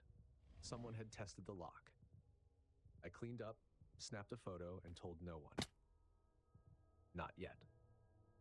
That night, I camped in the living room with the lights off, phone recording, thumb hovering over the panic siren icon in the app. Around 2:58 a.m., the microphone picked up a wet breath close to the door. The handle nudged, barely. Then came a slow scrape, like a card sliding into a latch. I hit the siren. The lock screamed an electronic wail. Through the curtains, a shadow jolted and vanished. I dialed 911. 2 officers arrived within minutes. They found nothing disturbed except the flour trail, smudged again, and the dime rolled to a corner. They searched the porch and bagged a lipstick-stained cigarette butt, a lone bobby pin, and a discarded hotel key card in the alley gravel. "Could be trash," one said. The other promised extra patrols. I nodded too many times, pretending their calm could be borrowed. After they left, I stared at the door until sunrise. Someone hadn't just tested it, they'd practiced. The next day, I fortified like I was prepping for finals. Latch guards, floodlights, a doorbell cam. I slept in the front room for a week and tried not to imagine wide treads pacing outside. Each night, I repeated the steps: lock, bar, check app, breathe. 2 nights later, the app flashed tamper alert 1:19 a.m. No footage, just the moth-blurred porch light. My pulse kicked anyway. The neighbor across the alley, runner, paint-spattered leggings, flagged me down the next morning. "My dog went nuts around 3, she said. "Thought I heard a car door but didn't see one. You good?" I told her the short version. She frowned. "Bang on the fence. If it happens again, I'll flip my porch light." A new layer of security, human this time. I wanted the feeling of control back, so I started teaching again like normal, pretending I wasn't afraid to leave the house empty. But that night, curiosity pushed me into the basement, where the old utility closet door hung slightly open. Inside was the water heater, some paint cans, and a scuff mark near the bottom. Fresh, knee level, like someone had eased it shut with a leg. I shut it hard and told myself it had been wind. The basement didn't have a window big enough for wind. Sunday evening, I reset the dime trap, added 2 coins balanced on a chair by the knob, and dusted flour again. The rituals helped, same as grading papers, order and chaos. I told myself maybe the person had moved on, maybe it was all done. At 2:51 a.m., glass tapped the wall. The chair had moved. I grabbed my phone and hit the doorbell cam's 2-way mic. "This is being recorded," I said in my teacher voice. "Police have been called." Footsteps fading down the alley. The same officers came again. They told me gently that most break-ins are crimes of opportunity, nothing personal. I thanked them anyway because they'd stayed until the dawn light hit the fence. For 3 nights, nothing happened. The log stayed clean. I started to believe I could exhale again. It's moving day. That's right, Mint Mobile is coming home to your home. I mean, if you'll have us. The internet for your home from Mint. Minternet. Fast 5G home internet powered by T-Mobile for $30 a month. No more triple-digit monthly bills or waiting for the cable. Then, Wednesday morning, I noticed a dusty footprint by the back mat. Same tread, same size, and a faint pink fleck on the siding, like chipped nail polish. I called the detective line, left a detailed voicemail, and waited. I knew what the answer would be. No leads. That evening, while making tea, I thought I heard movement below. Just the faint, settling groan of the basement. Maybe. I stood at the top of the stairs and said aloud, "You are not allowed in here." It sounded absurd. It also steadied me. By the weekend, I was half convinced I'd scared them off. I even started leaving the kitchen light off at night, testing my courage. The next few days blurred together. No new tamper alerts, no footprints. I started sleeping with earplugs just so my body could remember what rest felt like. But even now, months later, I can't walk past that door without touching the lock twice. The sticky note by the switch, "Lock," is curling at the edges, but I won't replace it. It's proof that I learned something. I kept the dime on the counter beside the kettle, a reminder that paranoia can save you, and that sometimes fear earns its place, because doors don't unlock themselves. Someone always turns the handle, and I know it might sound stubborn, but I had to let whatever was there know this was my place now, and I wasn't backing down.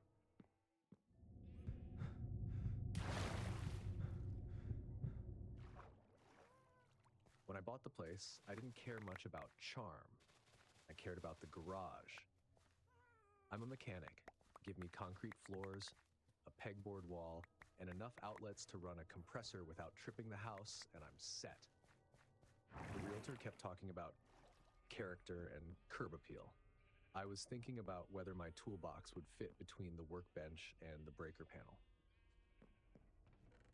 The house was a two-story from the 50s, a little worn but solid. The roof didn't leak, the basement didn't smell like mold, and the price was right.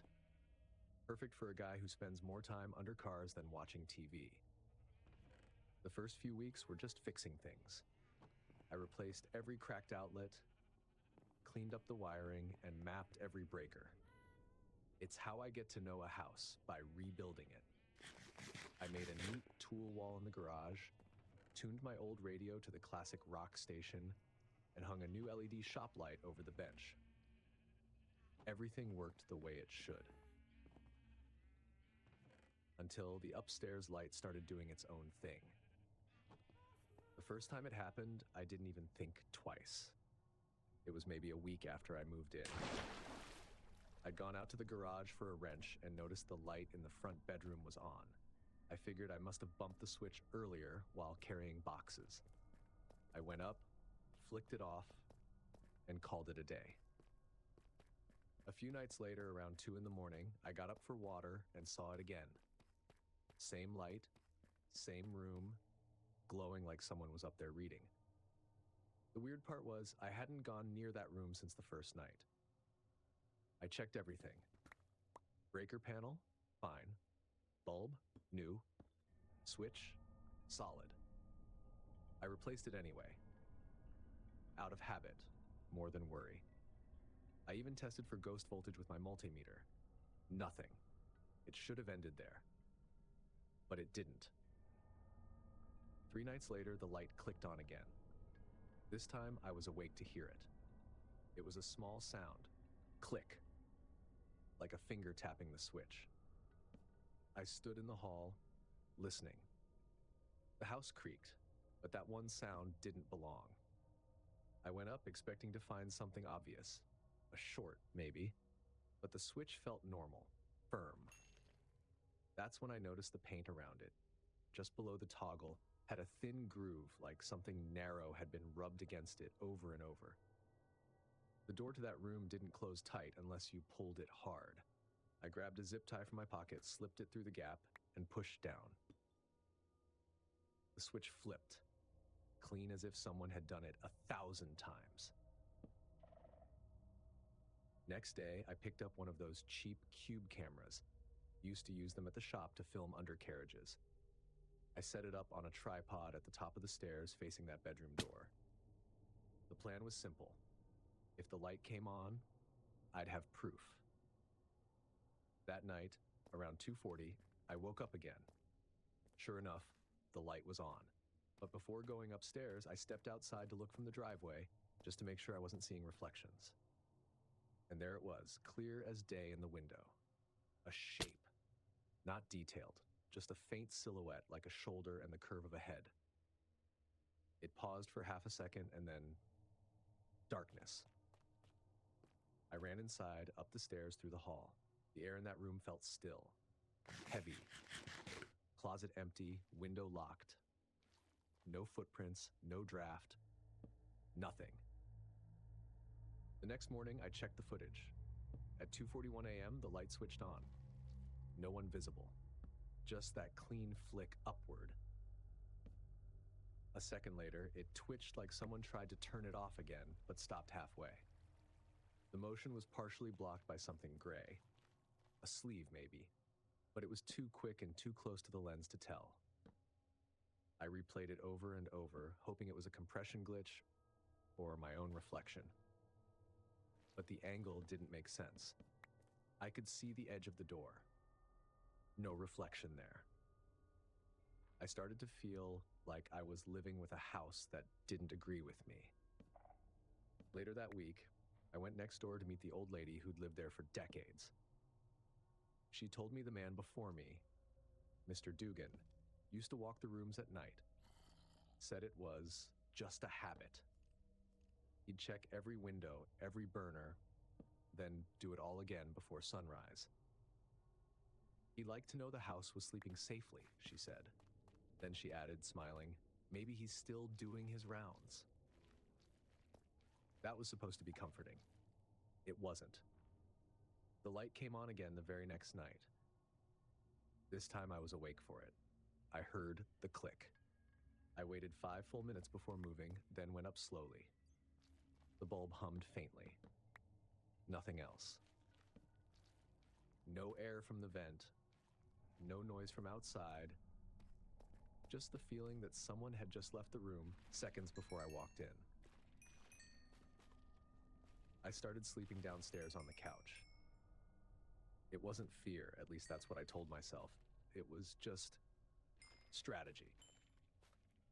2 weeks passed with nothing.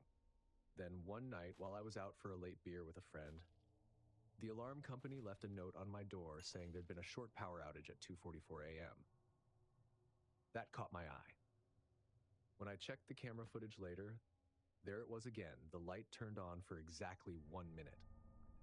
No shadow this time, no silhouette, just a flicker in the air, a shimmer, like heat above a hood. And then black. I called the alarm company. They said the system was fine. Maybe a surge from the old wiring. But the panel I'd installed was grounded perfectly. It wasn't the wiring. I would have bet my paycheck on that. One day, I went up into the attic. The place smelled like old paper and dust. I found nothing. No footprints, no crawl paths, no nests, just insulation and cobwebs. Still, I marked every beam with chalk, so if something moved up there, I'd know. Nothing ever did. The light didn't turn on again for almost a month. Then, at 2:37 a.m., it did. The upstairs cam caught it this time. A single flick. And in the corner of the frame, barely visible, something moved past the lens. A blur of fabric, gray with a seam like a sleeve. I'd told myself for weeks that this wasn't about ghosts or superstition. But seeing that real, physical movement made my chest tighten in a way I hadn't felt since I was a rookie firefighter walking into my first dark building. I grabbed my flashlight and went upstairs. Every room was still.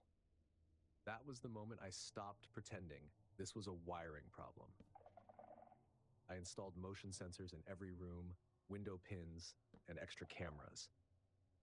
I turned the house into a trap, the kind you build when logic has stopped keeping you safe. Weeks went by. No lights, no noise. I started to relax again. That's when I realized whoever had been messing with the light wasn't trying to spook me. They were checking something, keeping a routine, just like Mr. Dugan. Since then, it's been random. Sometimes weeks go by without incident. Other times, the light comes on, stays for a minute, and goes dark again. Once, while I was out of town, the camera caught it turning on and off twice in a row, like someone checking each room by habit. I keep every video file. I don't know why. Maybe because deleting them would mean pretending it isn't happening. A couple of neighbors have joked that Mr. Dugan just isn't done checking in. I don't correct them anymore. It's easier to let them think it's a story than to explain how I've heard the faint squeak of that upstairs switch 36 times without ever finding a cause. I don't talk about it much. Maybe that's what it wanted. Continuity. Routine. I still live here. The alarm company knows me by first name. I've stopped trying to fix the light. Now, when it comes on, I just wait a minute and turn it back off. I treat it like another job on the to-do list, tightening a bolt no one else sees. It's not fear anymore. It's coexistence. Like the house and I came to an agreement. I keep its habits alive, and it lets me sleep. And maybe that's the truth about old homes. They don't always need fixing. They just need someone to keep the lights in check. Even the ones that turn on by themselves.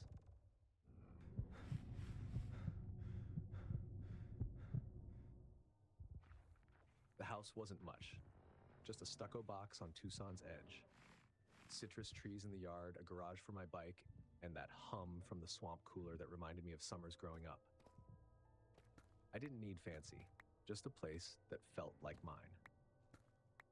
The first evening, I was untangling the hose when the guy next door leaned over the cinder block wall.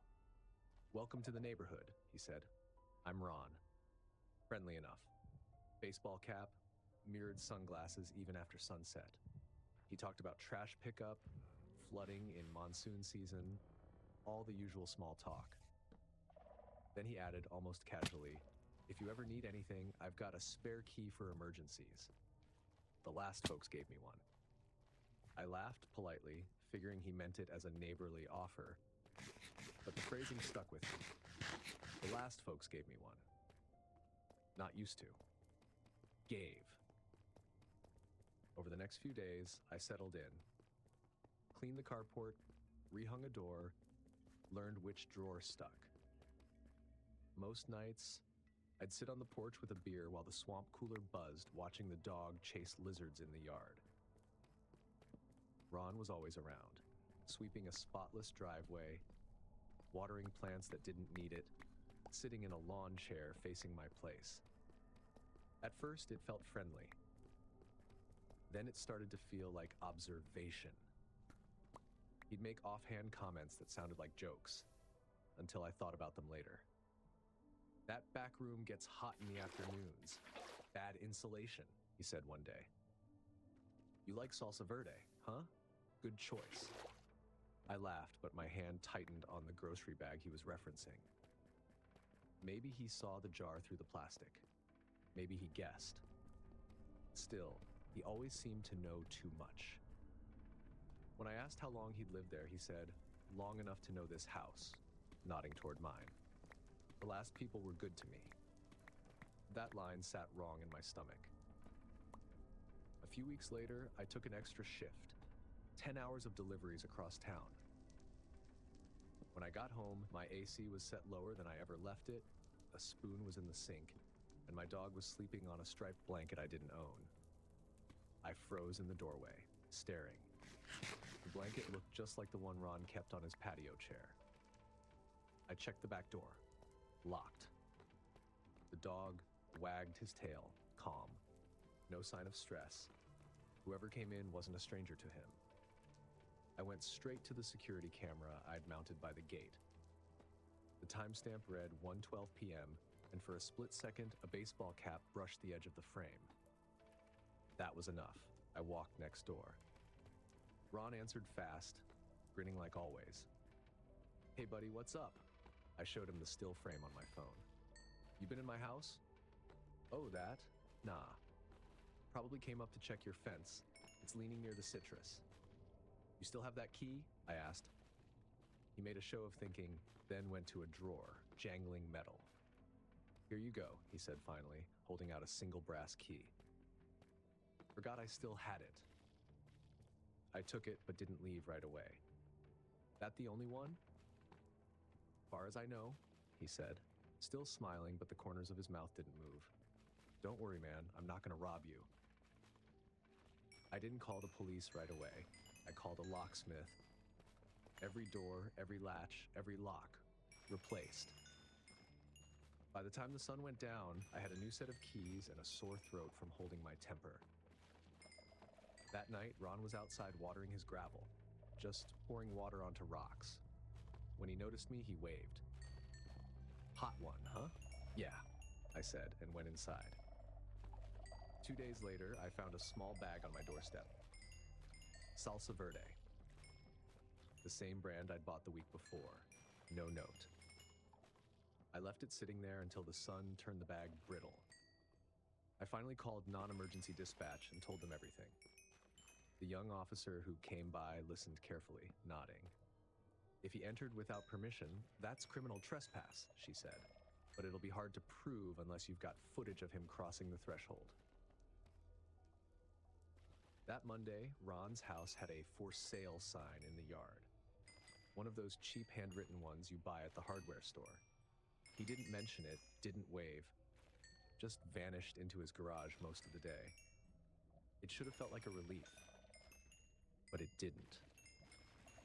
Every time I looked at that blank for sale sign, I thought about how fast it went up after I changed the locks. Like, maybe the game wasn't fun anymore if he couldn't get in.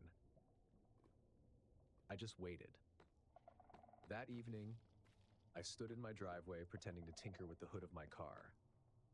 His blinds were drawn. Through a gap, I saw him moving, packing boxes. By the end of the week, the for sale sign was gone. So was he. 2 new buyers toured the house the next month. A young couple, smiling, already imagining their future there. How's the neighborhood? The guy asked. Quiet, I said. You'll want to rekey the locks. He laughed, not catching the tone. Always do. When they moved in, I made a point of waving once, then minding my own business. They seemed nice. Normal. I hoped they'd stay that way. The dog sometimes perks up in the afternoons, looking toward the back door, listening. Maybe he's hearing something I can't. Or maybe he's remembering a pattern that used to mean company. Either way, I check the cameras every time. Nothing so far. I've learned a few things since that first night I met Ron. Always rekey when you move in. Never assume neighborly means harmless. And if someone offers you a favor that gives them access to your life, smile, say thanks, and change the locks anyway. Sometimes the scariest part isn't who's watching you. It's realizing they've been inside the whole time. If you also thought moving into a new house meant finally getting some peace and quiet, smash that like button, hit subscribe so you never miss the next scare, and tell me which story hit you hardest. Letters, locks, or neighbors. And if you think danger only lurks inside your home, wait until you're miles from the nearest light. Click now to watch 4 disturbing middle-of-nowhere horror stories, because safety's just a story we tell ourselves. Thanks for watching.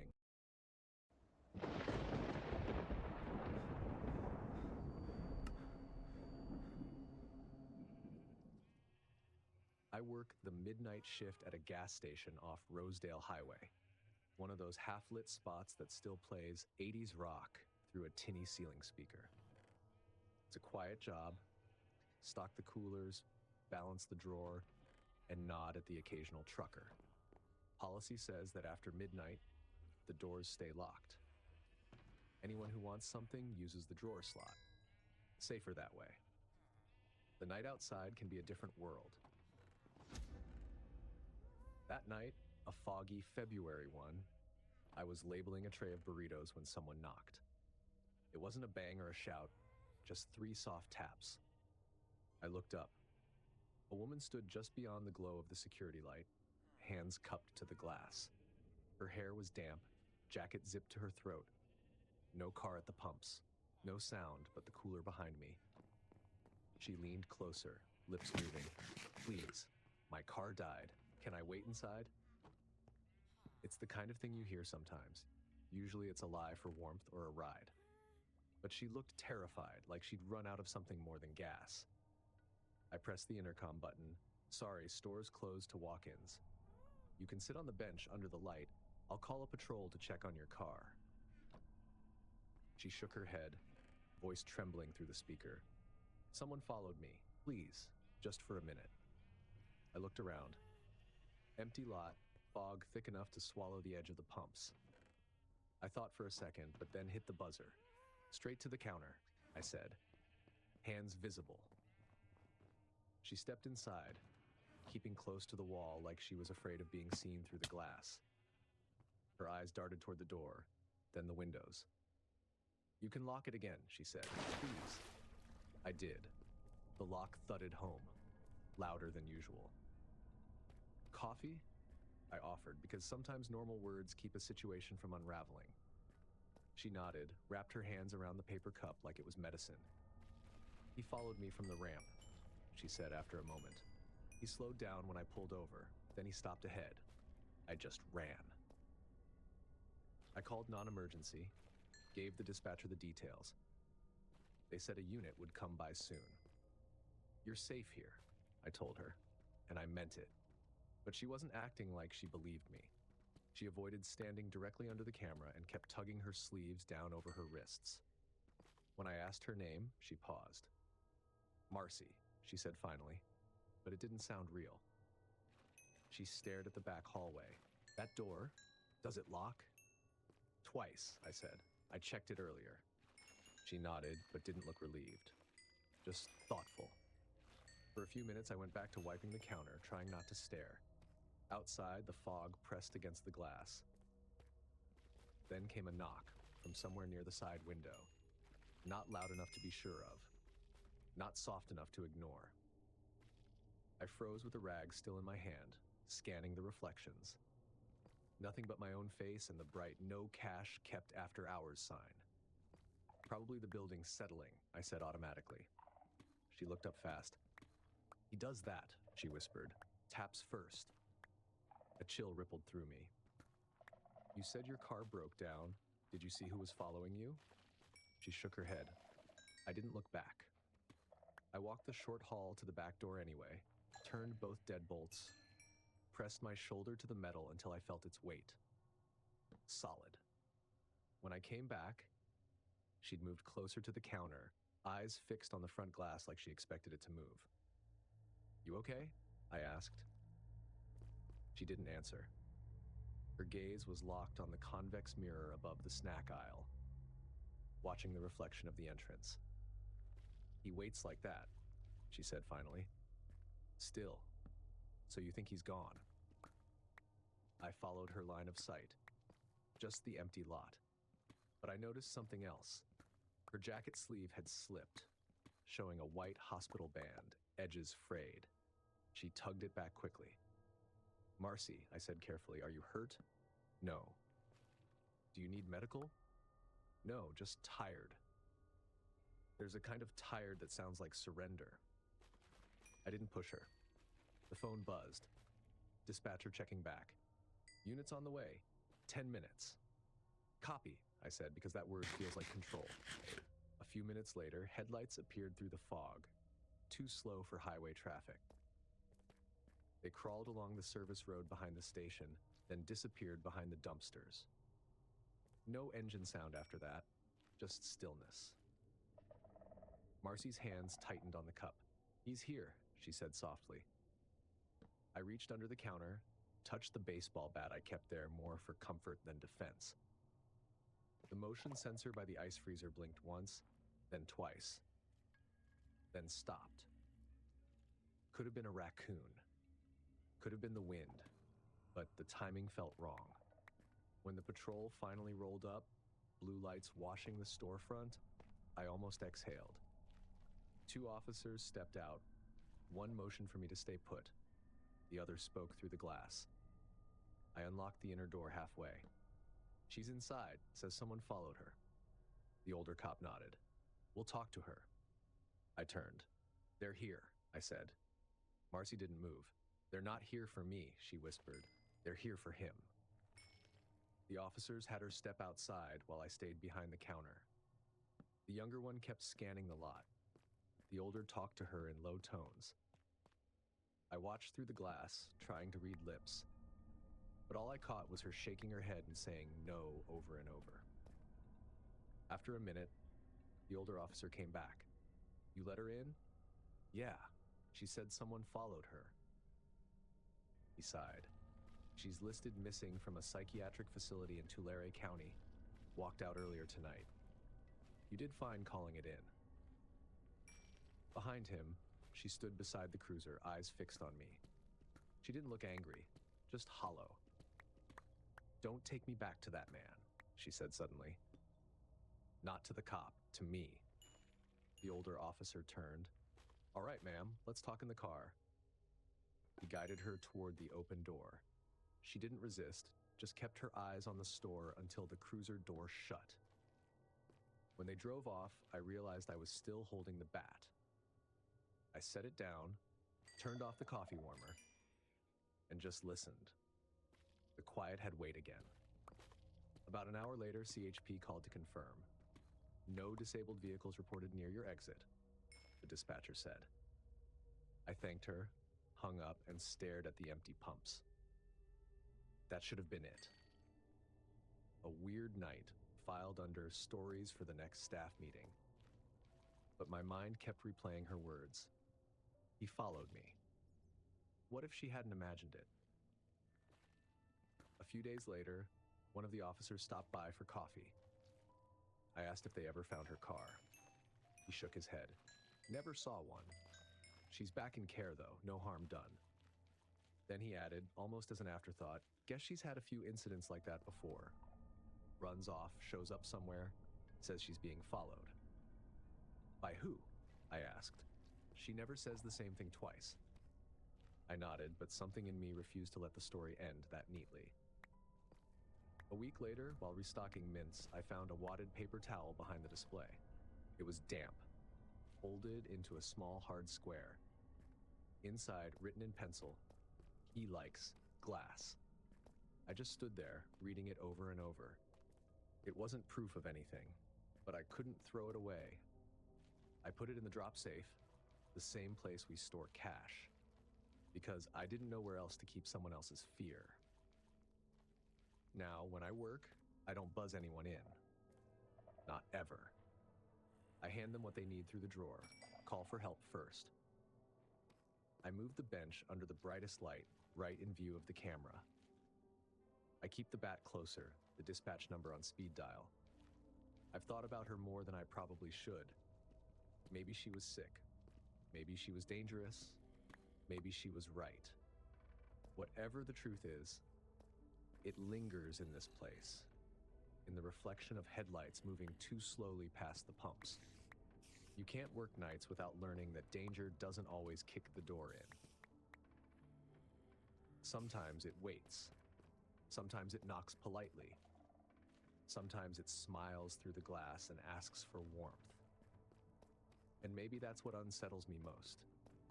That I opened the door once, thinking I was helping, and I keep thinking that someone out there learned exactly how long it takes me to hesitate.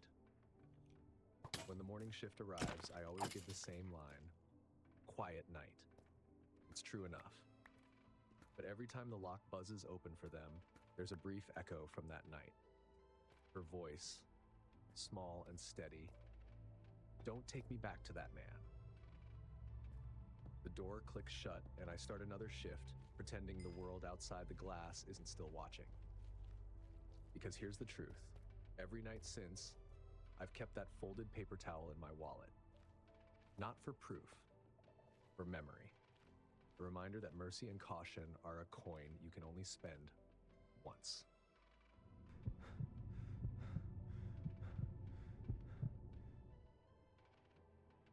Working the closing shift at a grocery store is one of those jobs that sounds uneventful until you're the one locking up. I'd been doing it for about 3 years by then, Saturday nights especially. We closed at 10. By 9:30, the floors were buffed, the aisles were half empty, and the playlist switched from upbeat pop to whatever instrumental stuff corporate thought would make people hurry up and leave. That night started normal.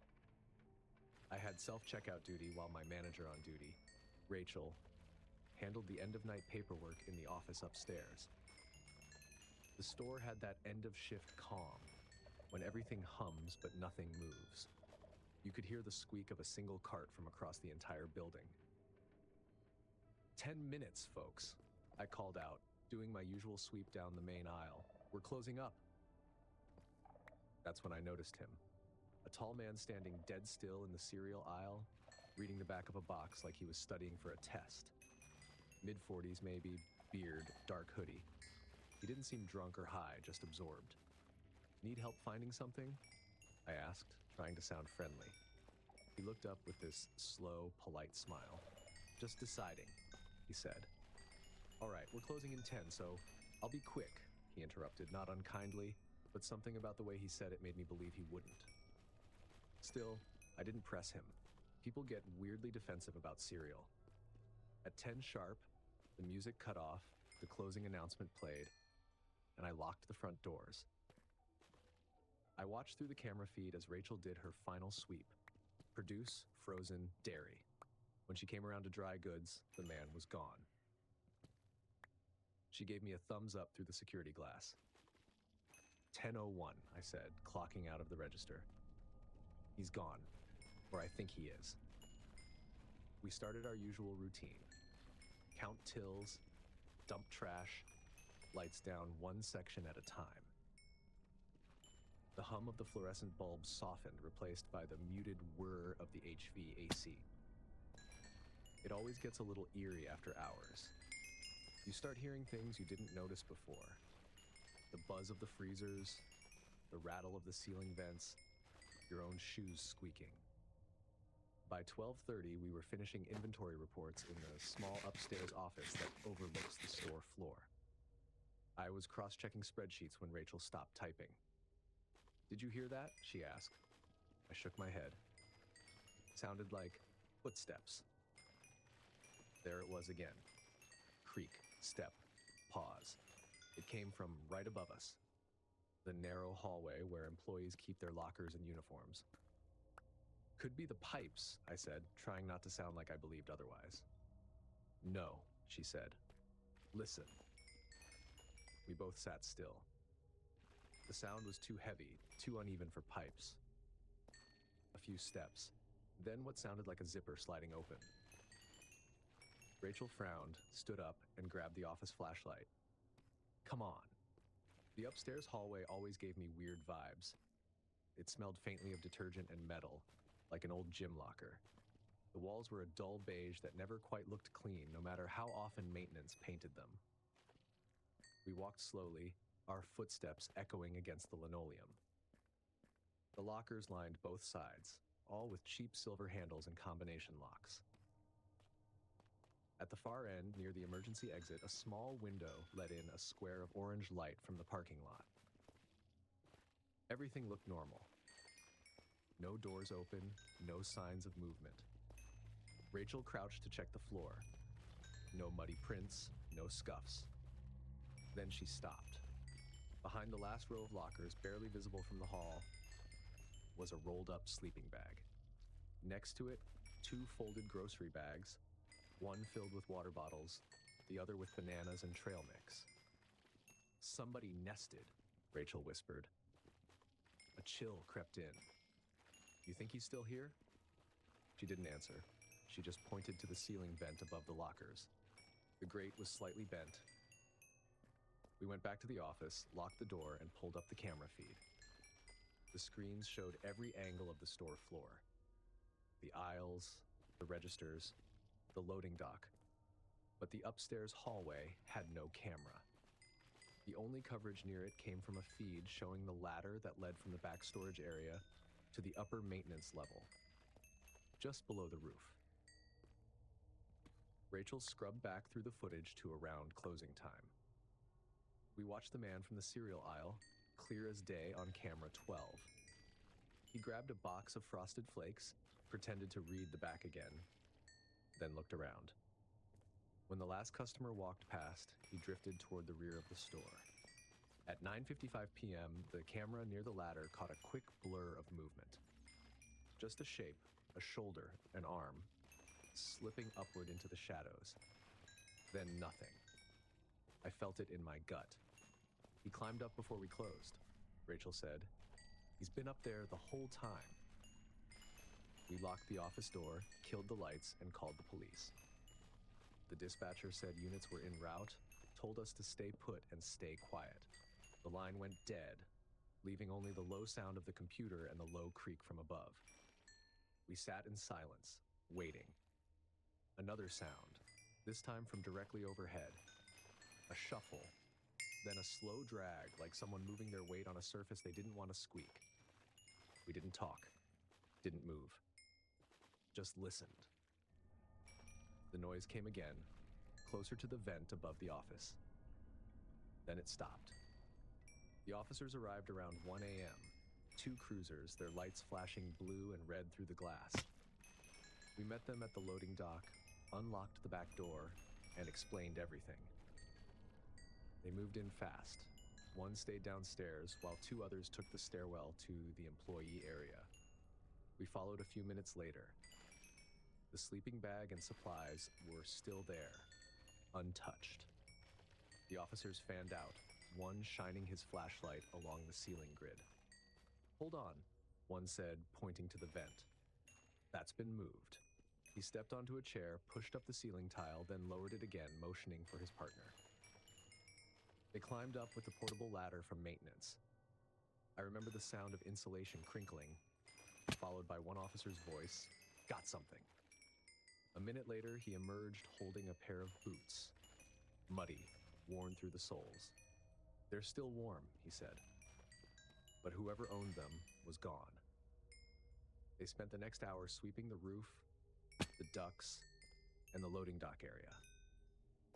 The theory was that he'd slipped out the ladder access door that led to the side alley sometime between our call and their arrival. When they came back down, they took photos of the sleeping bag and the supplies, then left it all bagged as evidence. One officer, young, looked barely older than me, tried to reassure us. "You did the right thing," he said. "Probably just someone homeless looking for warmth. Still, smart you checked the cameras." I nodded, but the explanation didn't sit right. That setup behind the lockers wasn't desperation. It was routine. The sleeping bag was neatly rolled, the food sorted. Whoever it was had been staying there for a while. We reopened the next morning like nothing happened. The store didn't want word getting out. Corporate came in, reviewed security footage, and installed a badge lock on the upstairs door. Rachel and I were told to keep quiet about it. Something about avoiding unnecessary panic. But after that night, I couldn't unhear the sounds. Every little creak made me stop. A few days later, one of the maintenance guys, Mike, pulled me aside. "You hear what they found?" he whispered. "When they took down that ceiling panel?" I thought he meant the boots. "No," he said. "They found insulation pulled back, like someone had been sleeping up there too." That explained the zipper sound. He'd probably been keeping his stuff in the vent cavity, sealing it up each morning before we opened. Mike grinned like it was a weird curiosity, but I didn't find it funny. I kept picturing that moment. Him slipping up the ladder at 9:55, silent while the rest of us were ringing out customers. Watching us. A week later, I was alone in the office finishing reports when I heard the same creak again. Overhead, same rhythm. I froze, then turned on the ceiling fan out of pure instinct, like noise would make me invisible. I told myself it was the building settling. That was before the dust drifted down from the vent above me. Just a pinch. enough to make me get up and leave without finishing the report. The next morning, I told Rachel. She called maintenance again. They went up, checked everything. All clear, they said. I believed them because I had to. 3 weeks later, another store in our chain, same layout, same region, reported a break-in. The night staff found sleeping gear in the ceiling. No cameras caught anyone leaving there either. They thought maybe he was moving between stores. The company hired a third-party security firm after that. They added locks, cameras, motion detectors. But even now, whenever I work a late shift, I look up at the vents before I turn the lights off. I try not to think about it too much. Still, I switched departments soon after. I couldn't close anymore. Not after knowing that the quiet, locked building we thought was ours had someone else's heartbeat inside it. Now, every time I walk past the cereal aisle, even as a customer, I check the ceiling first. Because once, I thought I knew who'd left the store, and I was wrong.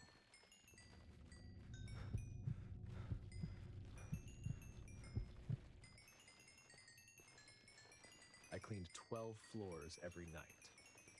Same loop: vacuum, trash, bathrooms. My badge got me in at 9:45. My caddy rolled behind me like a tired pet.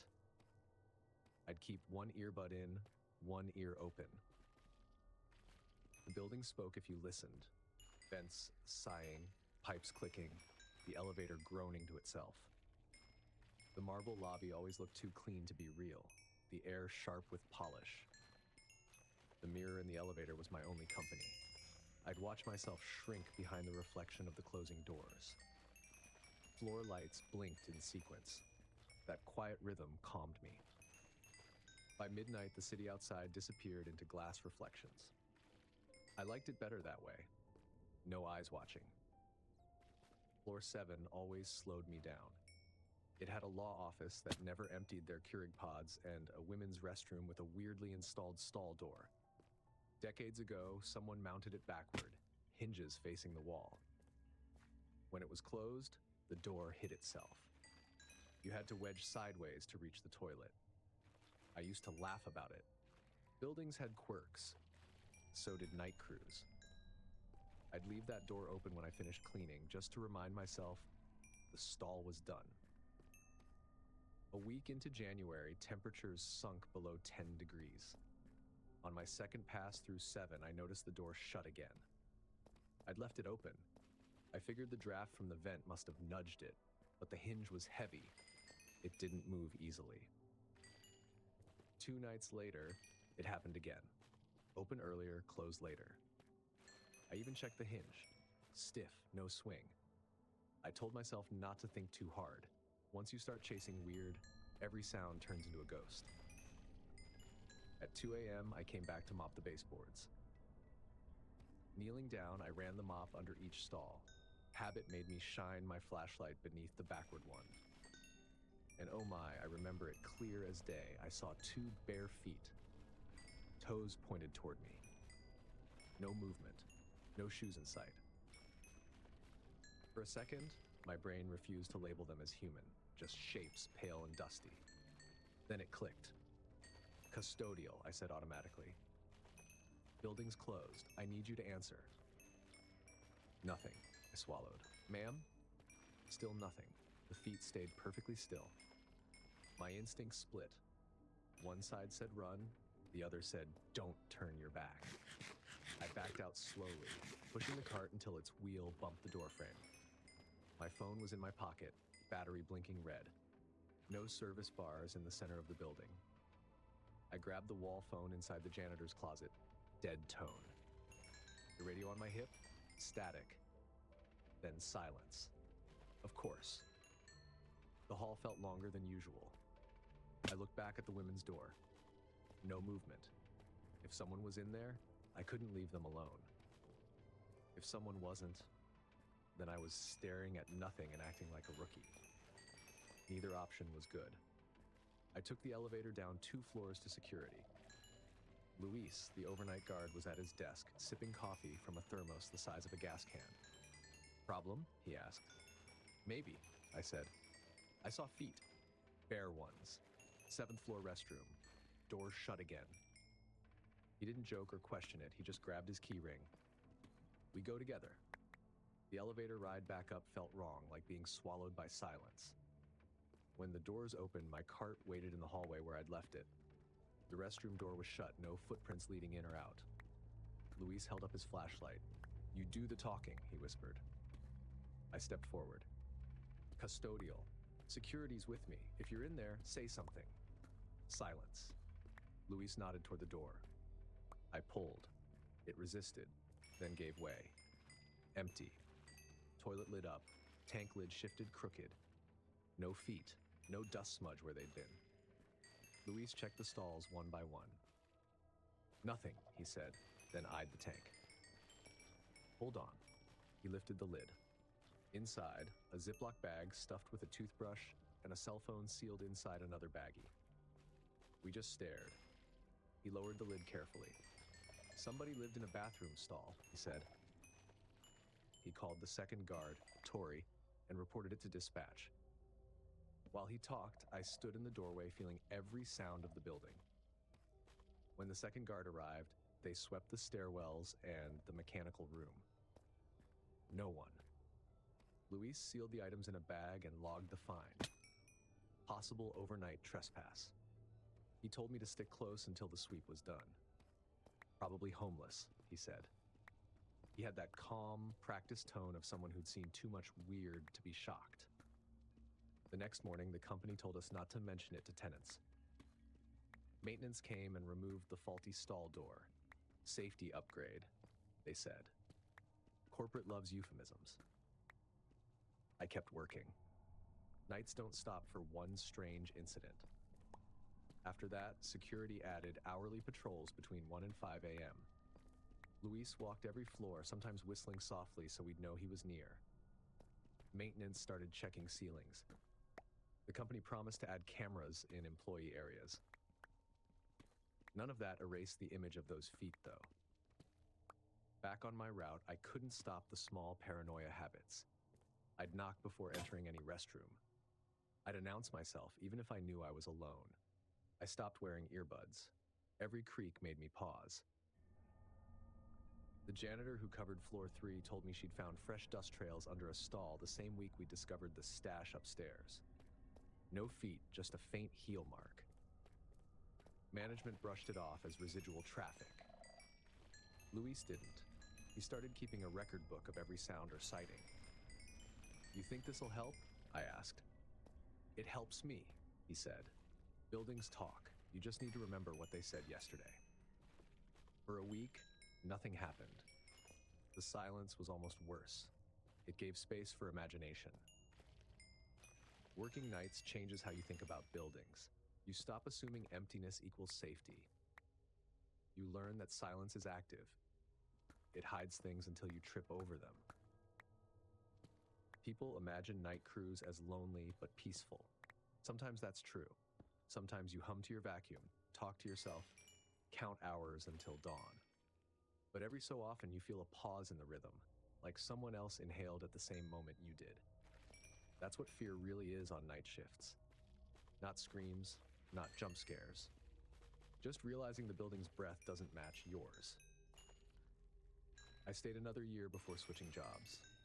On my last week, I wrote a little reminder on a Post-it and stuck it inside my cart behind the disinfectant bottle where no one else would notice. Knock. Announce.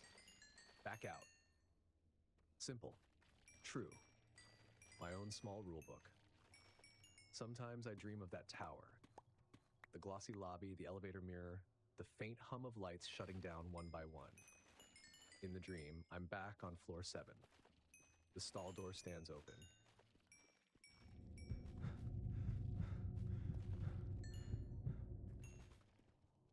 I work doing night shift maintenance at a hospital downtown. For 12 years, my nights have been measured in coffee and machine noise. When the city sleeps, the hospital never really does. It just slows down, trading the chaos of day for a rhythm only the tired recognize. My route doesn't change. Every hour, I walk the same loop. Boiler room, chillers, elevators, loading dock, back through the glass corridor that faces the staff parking lot. The routine keeps things simple. Machines don't lie. They fail, they leak, they squeak, but they don't pretend. That night, around 2:10 a.m., I was doing my East Corridor pass, clipboard in hand, jotting down readings. The glass wall overlooked the lot, rows of cars under flat white light.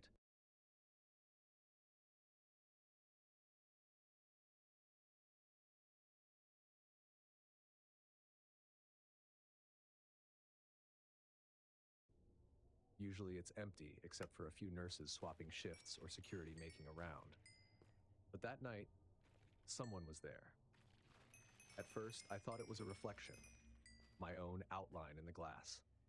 But when I cupped my hands around my face to cut the glare, I saw him clearly. A man standing between two parked cars, still as a post, facing the entrance doors, arms hanging at his sides. That alone wasn't too weird. Visitors sometimes wander into staff areas, confused about exits. I'd seen drunks and grieving relatives alike standing in strange places at stranger hours. I picked up the phone by the door and called security. "Got a guy out in the east lot," I said, between rows 2 and 3, facing the main entrance. The dispatcher sounded distracted. "Both guards are on the 5th floor. Patient situation. Can you keep eyes on him?" "Copy that," I said, and hung up. I flicked the corridor lights off to get a clearer view. Outside, the man hadn't moved. The glow from the lot lamps made his outline sharp. Then I blinked, and he was closer. 1 row closer to the building. Same posture, same blank stance. I leaned against the glass. Maybe the reflection from another window made it look that way. I unlocked the side door, stepped under the overhang, and aimed my flashlight into the lot. Nothing. Just asphalt and a plastic candy wrapper tumbling in the breeze. I swung the beam across the rows, nothing but silent cars and painted lines. I turned to go back inside. Then I looked through the opposite window, and he was there again. Near the crosswalk this time, still facing the doors. I hit the lock override, setting the automatic doors to badge-only access, and called security again. "Still out there?" the dispatcher asked. "Closer," I said. "Crosswalk." She told me they were sending one of the guards down with a spotlight. I stayed by the glass. The figure hadn't moved. Just watched the doors. A few minutes later, I saw the golf cart lights sweep across the lot. The 2 guards, Harlan and the new kid, Patel, pulled up near the gate. Harlan stepped out with the handheld spotlight and panned it over the cars, then down the row where I'd seen the figure. The beam passed across a column near the entrance gate and caught what looked like a sleeve sticking out from behind it. Both guards reacted instantly. Harlan walked toward it. Patel angled the spotlight higher. But when they reached the pillar, the sleeve was gone.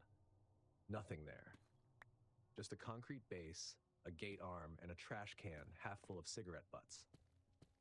They looked up at me through the glass. I shrugged and met them outside. "Footprints," Patel said, pointing at the pavement near the crosswalk. The marks were clear, the kind of tread you get from cheap work boots. They led straight from between the parked cars toward the curb and then stopped, right at the edge. Harlan crouched down, ran a finger over one of them. "Still damp," he said. "That's recent." We looked across the lot again. Silent cars, flat light. No movement. "Probably someone from the psych wing wandered off again," I said, trying to make it smaller. "Then where's he now?" Harlan said. We swept the lot together anyway. 3 of us. Walking slow rows, flashlights crossing paths like a search grid. Nothing. Not a sound but the noise of the nearby transformer. We circled back. I noticed something small. Half a cigarette still burning near the trash can. propped up on the edge, filter down, like someone had set it there mid-smoke and never came back. Fresh, Patel said, still warm. Harlan just stared at it. We'll check cameras.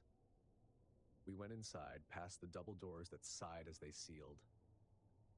In the security office, the lot footage looked grainy but serviceable. We scrubbed back to 2:10 a.m. The camera showed the rows of cars, the streetlight reflections, and then a shape appeared halfway between the rows. No face, no color, just a silhouette melting into the pixels. That's him, I said. Or that's nothing, Harlan said. You know these cameras glitch. Still, he marked the timestamp and logged it. I tried to forget it. But around 3 a.m., walking past the glass corridor again, I found myself slowing down. The lot was empty, but the stillness felt weird, like too quiet. The next night, I caught Nurse Abby from the ICU by the badge reader near the same door. She looked unsettled. You working last night? She asked. Yeah. She rubbed her arms. Someone tailgated my badge around too. I thought it was a coworker, but when I turned, nobody. The door didn't open. I thought maybe it was the sensor. What time? I asked. 1:50, give or take. I didn't tell her about the figure. Just nodded and said I'd mention it to security. We added her note to the incident log. Attempted tailgate, no entry. It lined up with the camera timestamp almost exactly. For a few weeks, nothing happened. Then, late February, it did. I was doing my rounds again. Same route, same hour. 2:12 a.m. The lot was wet from freezing rain. And there he was, down by the gate this time. Pale coat, arms loose, looking toward the entrance like he was trying to read the building. I didn't blink or move. I just watched. My first thought wasn't fear. It was, here we go again. I called it in. Lot figure, I said. At the gate. The dispatcher paused. Her tone flattened. Copy. Sending Harlan and Patel. I kept the doors locked and stayed by the window. When they arrived, the spotlight swept across the asphalt. It landed on the gate pillar, the same one as before, and this time I saw it happen. The light hit the space behind it, and for half a second, something like a shoulder shimmered there. Then it was gone. The guards moved fast, crossed the distance, found nothing. Again. But this time, there were prints. 3 of them, leading right up to the base of the gate. Clear tread, deep edges. Then nothing. We didn't say anything for a few seconds, just stood there with flashlights making halos in the mist. Finally, Harlan sighed. If this is a prank, it's a damn good one. We reviewed the cameras again. Same result, a distortion. A long streak of shadow where a person should have been. No face, no body, just motion pretending to be human. The next morning, security reviewed it all with day shift management. No conclusions. The footage didn't show enough for police. But by 9 a.m., 3 different staff members had reported strange encounters. A nurse said she'd gotten a phone call from a man claiming his wife was admitted and that he'd forgotten something in her room. He repeated the same line, word for word, 3 times when she said visiting hours were over. The number was blocked. An orderly said a man had been seen standing by the hospice garden statue earlier that week. Same posture, same stillness. When approached, he simply turned and walked into the darkness between streetlights. The hospital decided to add the staff lot to our nightly patrols permanently. I didn't complain. I wanted eyes on it too. After that, I made it part of my rounds. 2:10, 2:30, 3 o'clock. I'd stop by the window, look out. Sometimes I'd even step outside under the overhang just to hear the air and reassure myself it was empty. Once, when I checked the security monitor, I noticed a faint smear near the same crosswalk spot. Not solid enough to call a person, just movement pretending to have purpose. That's what unnerves you most in places like this. Things pretending. You can't reason with what won't act like it's real. It's been 4 years since that winter. We still call it the lot incident. Harlan's retired. Patel moved to day shift. Abby quit nursing. I'm still here. Same rounds, same quiet hours. Every so often, the automatic doors at the east entrance open and close with no badge. Sensors can misread a gurney strap or a moth, sure. But when it happens around 2:10 a.m., I still look up at the monitor before I go back to my checklist. People ask me sometimes, what do you think it was? I don't give them ghost stories. I just tell them what I know. Twice, a figure stood in that lot when no one should have been there. Twice, it moved closer without walking. Twice, the prints stopped at the curb. Everything else, the phone calls, the cameras, the cigarette, it all adds up to a shape of something we still don't have a name for. You work enough nights, you learn that some things aren't meant to be fixed, just documented.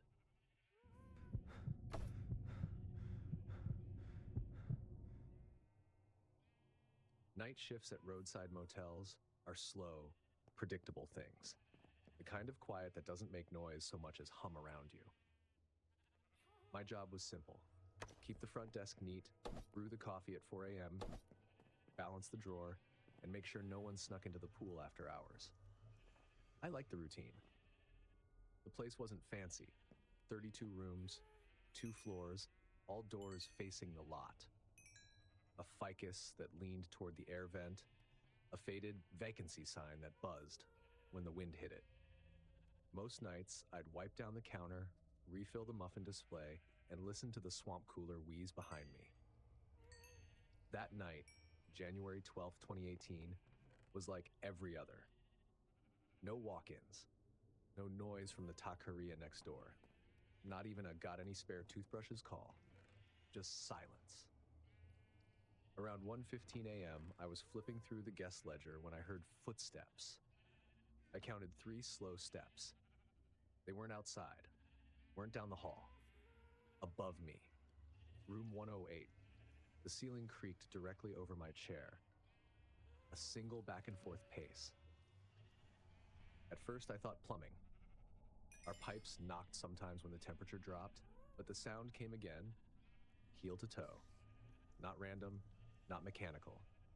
Someone walking. I looked at the screen that showed the room list. 108. Vacant. Cleaned. Locked at 6:22 p.m. No key activity since then. I picked up the phone and dialed housekeeping out of habit before realizing no one would answer. Everyone clocked out at 7. The line rang once, then fell quiet. Another step. Then another. Then nothing. I stared at the ceiling until the silence felt heavier than the sound. Finally, I grabbed the clipboard with the master keys, my small mag light, and stepped outside. Our second floor walkway faced the freeway. From below, everything looked calm. Curtains drawn, porch lights on, the only movement a cat darting between vending machines. When I rounded the corner, I saw it. A faint light glowing under the door of 108. It was the kind of light you get from a bathroom fixture. The room shouldn't have had any lights on. The last guest had checked out that morning. Marta, the housekeeper, had reset it herself. I watched her drop the key in the tray. Still, I told myself it had to be something simple. A lamp left on. A timer glitch. But as I got closer, the curtain moved. Just once. A tiny shift inward, like someone adjusting it with 2 fingers. Then, stillness. My hand went cold on the key ring. I took a slow breath, crouched a little, and peered through the gap at the bottom of the curtain. Darkness. I slid the master key into the slot. Red light. Tried again. Red. Third time. Green. The deadbolt turned, but not easily. It dragged like something had pushed against it from the inside. Front desk, I called. Maintenance check. Nothing. I pushed the door open a few inches. Inside, the room was perfect. Bedspread tight, pillowcases crisp. A single ripple near the foot of the mattress, like someone had pressed a hand there. Then I heard water. The bathroom fan was running, the shower going full blast. "Front desk," I said again, louder this time. Nothing. I walked forward until I could reach the fan switch and flipped it off. The sudden silence made the water sound even louder. I leaned into the doorway, reached for the handle, and turned off the shower. The tub was empty. No wet footprints. No towel out of place. That's when the closet door creaked. A small sound, just an inch of movement. Wood rubbing metal. I turned toward it. "Hello?" Silence. I stepped back to the doorway, keeping my eyes on that gap. I reached behind me for the doorknob and pulled the door shut from the outside.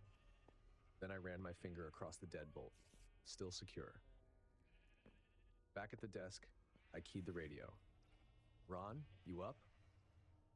A burst of static, then my manager's tired voice. "What's going on?" "I've got activity in 108. Door was locked, light under it, shower running, no guest inside." "You went in?" "I had to check. I locked it again." He sighed. "Okay, call non-emergency. I'm heading in." I hung up, dialed Tucson PD, and explained the situation. The operator sounded calm, maybe too calm, as she said, "We'll send an officer. Don't enter again." Fine by me.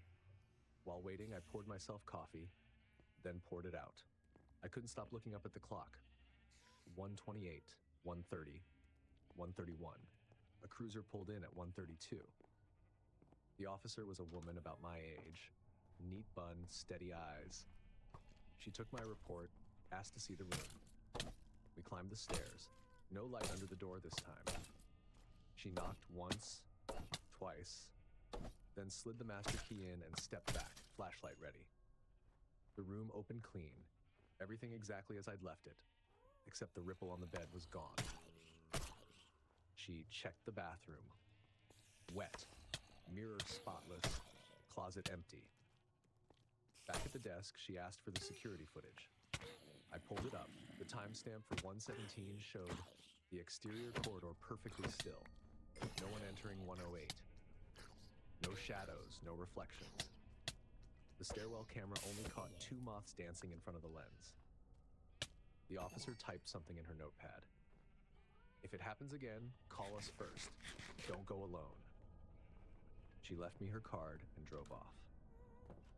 Ron came in 10 minutes later, hair half-combed, buttoning his shirt.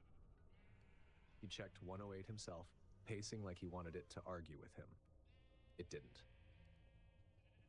Back downstairs, he said, "Probably a pressure surge. Shower valves do that sometimes."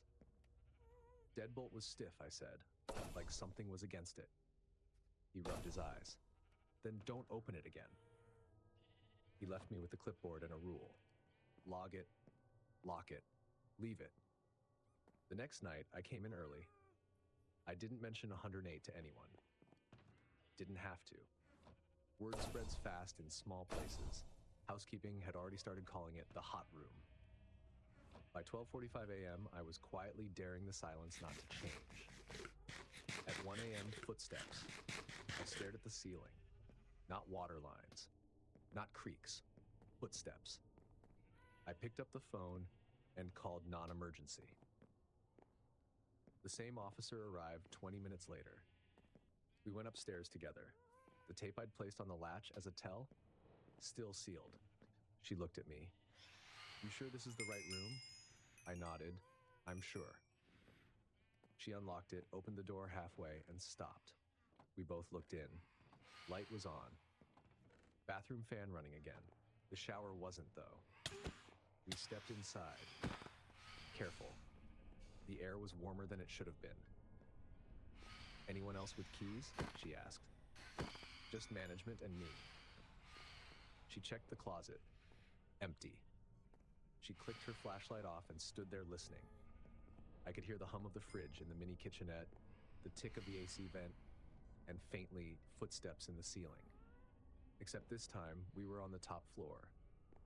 The officer and I locked eyes. She stopped, listening. One step, then another, then silence. Okay, you're not imagining it. Without another word, she keyed her radio and bolted down the hall toward the stairwell. I followed, keeping back as she sprinted across the lot. From the lot, she aimed her beam upward and froze. Someone was up there. A man crouched low, moving across the roofline like he thought he was invisible. His hands and knees pressed flat as he crept toward the rear side of the building, the light catching his jacket just enough to make him reel. "Hey, stop!" she shouted, already running. He didn't look back. He jumped down, must have been an 8-foot drop, and landed behind the ice machine. By the time she rounded the corner, he was sprinting full speed toward the tree line behind the motel. "Dispatch, this is Unit 12, she said into her radio. "We've got a male suspect fleeing westbound into the woods. I need a cruiser on the far side, near the drainage canal." The woods swallowed him whole. 1 second he was there, the next he was nothing but the sound of branches snapping and the beam of her flashlight chasing air. Backup arrived within minutes, 2 cruisers. They swept the perimeter, scanning with spotlights until the rain started coming down harder. An hour later, the call came in. They'd caught him. A cruiser picked him up on the opposite side of the woods, walking along the frontage road like he'd just stepped out for a smoke. No ID, no bag, no explanation. Just said he'd been looking for a place to stay. They cuffed him without a struggle. Later that night, when the officers came back to grab the security footage, one of them told me, "He's not saying much, but he had room keys on him. One of them matches 108. The following afternoon, maintenance checked the roof access. Locked. Cobwebbed. Untouched. Housekeeping refused to clean 108 alone after that. Ron rolled his eyes but started assigning 2-person teams for efficiency. 3 days later, a couple from Phoenix checked out of 108 and left a note on the counter. "Nice stay. Quiet motel. Only weird thing, water ran for a few minutes around 1 a.m. We thought it was next door." Ron laughed, tossed it in the bin. I fished it out and pinned it to the incident board. He didn't say anything, but he didn't assign that room again for 2 weeks. I kept working nights, because that's what you do. You stay polite, keep the coffee hot, and try not to let the strange stuff crawl too far into your head. Still, every time I passed 108, I found myself slowing down, looking at the frame. People still ask what I think it was. A squatter? A drifter who'd learned how to stay hidden? Something worse? Maybe that man wasn't the first one to wait in there. Maybe he wasn't even the last. All I know is this. Every time I hear running water where there shouldn't be any, I think of that room. If these stories made you realize that routine can be the most dangerous thing of all, smash that like button, subscribe so you never miss the next scary story, and tell me which story hit closest to home. And speaking of home, click now to watch 4 disturbing Home Alone horror stories, because sometimes the safest place isn't safe at all. Thanks for watching. Stay alert, stay safe, and I'll see you in the next nightmare.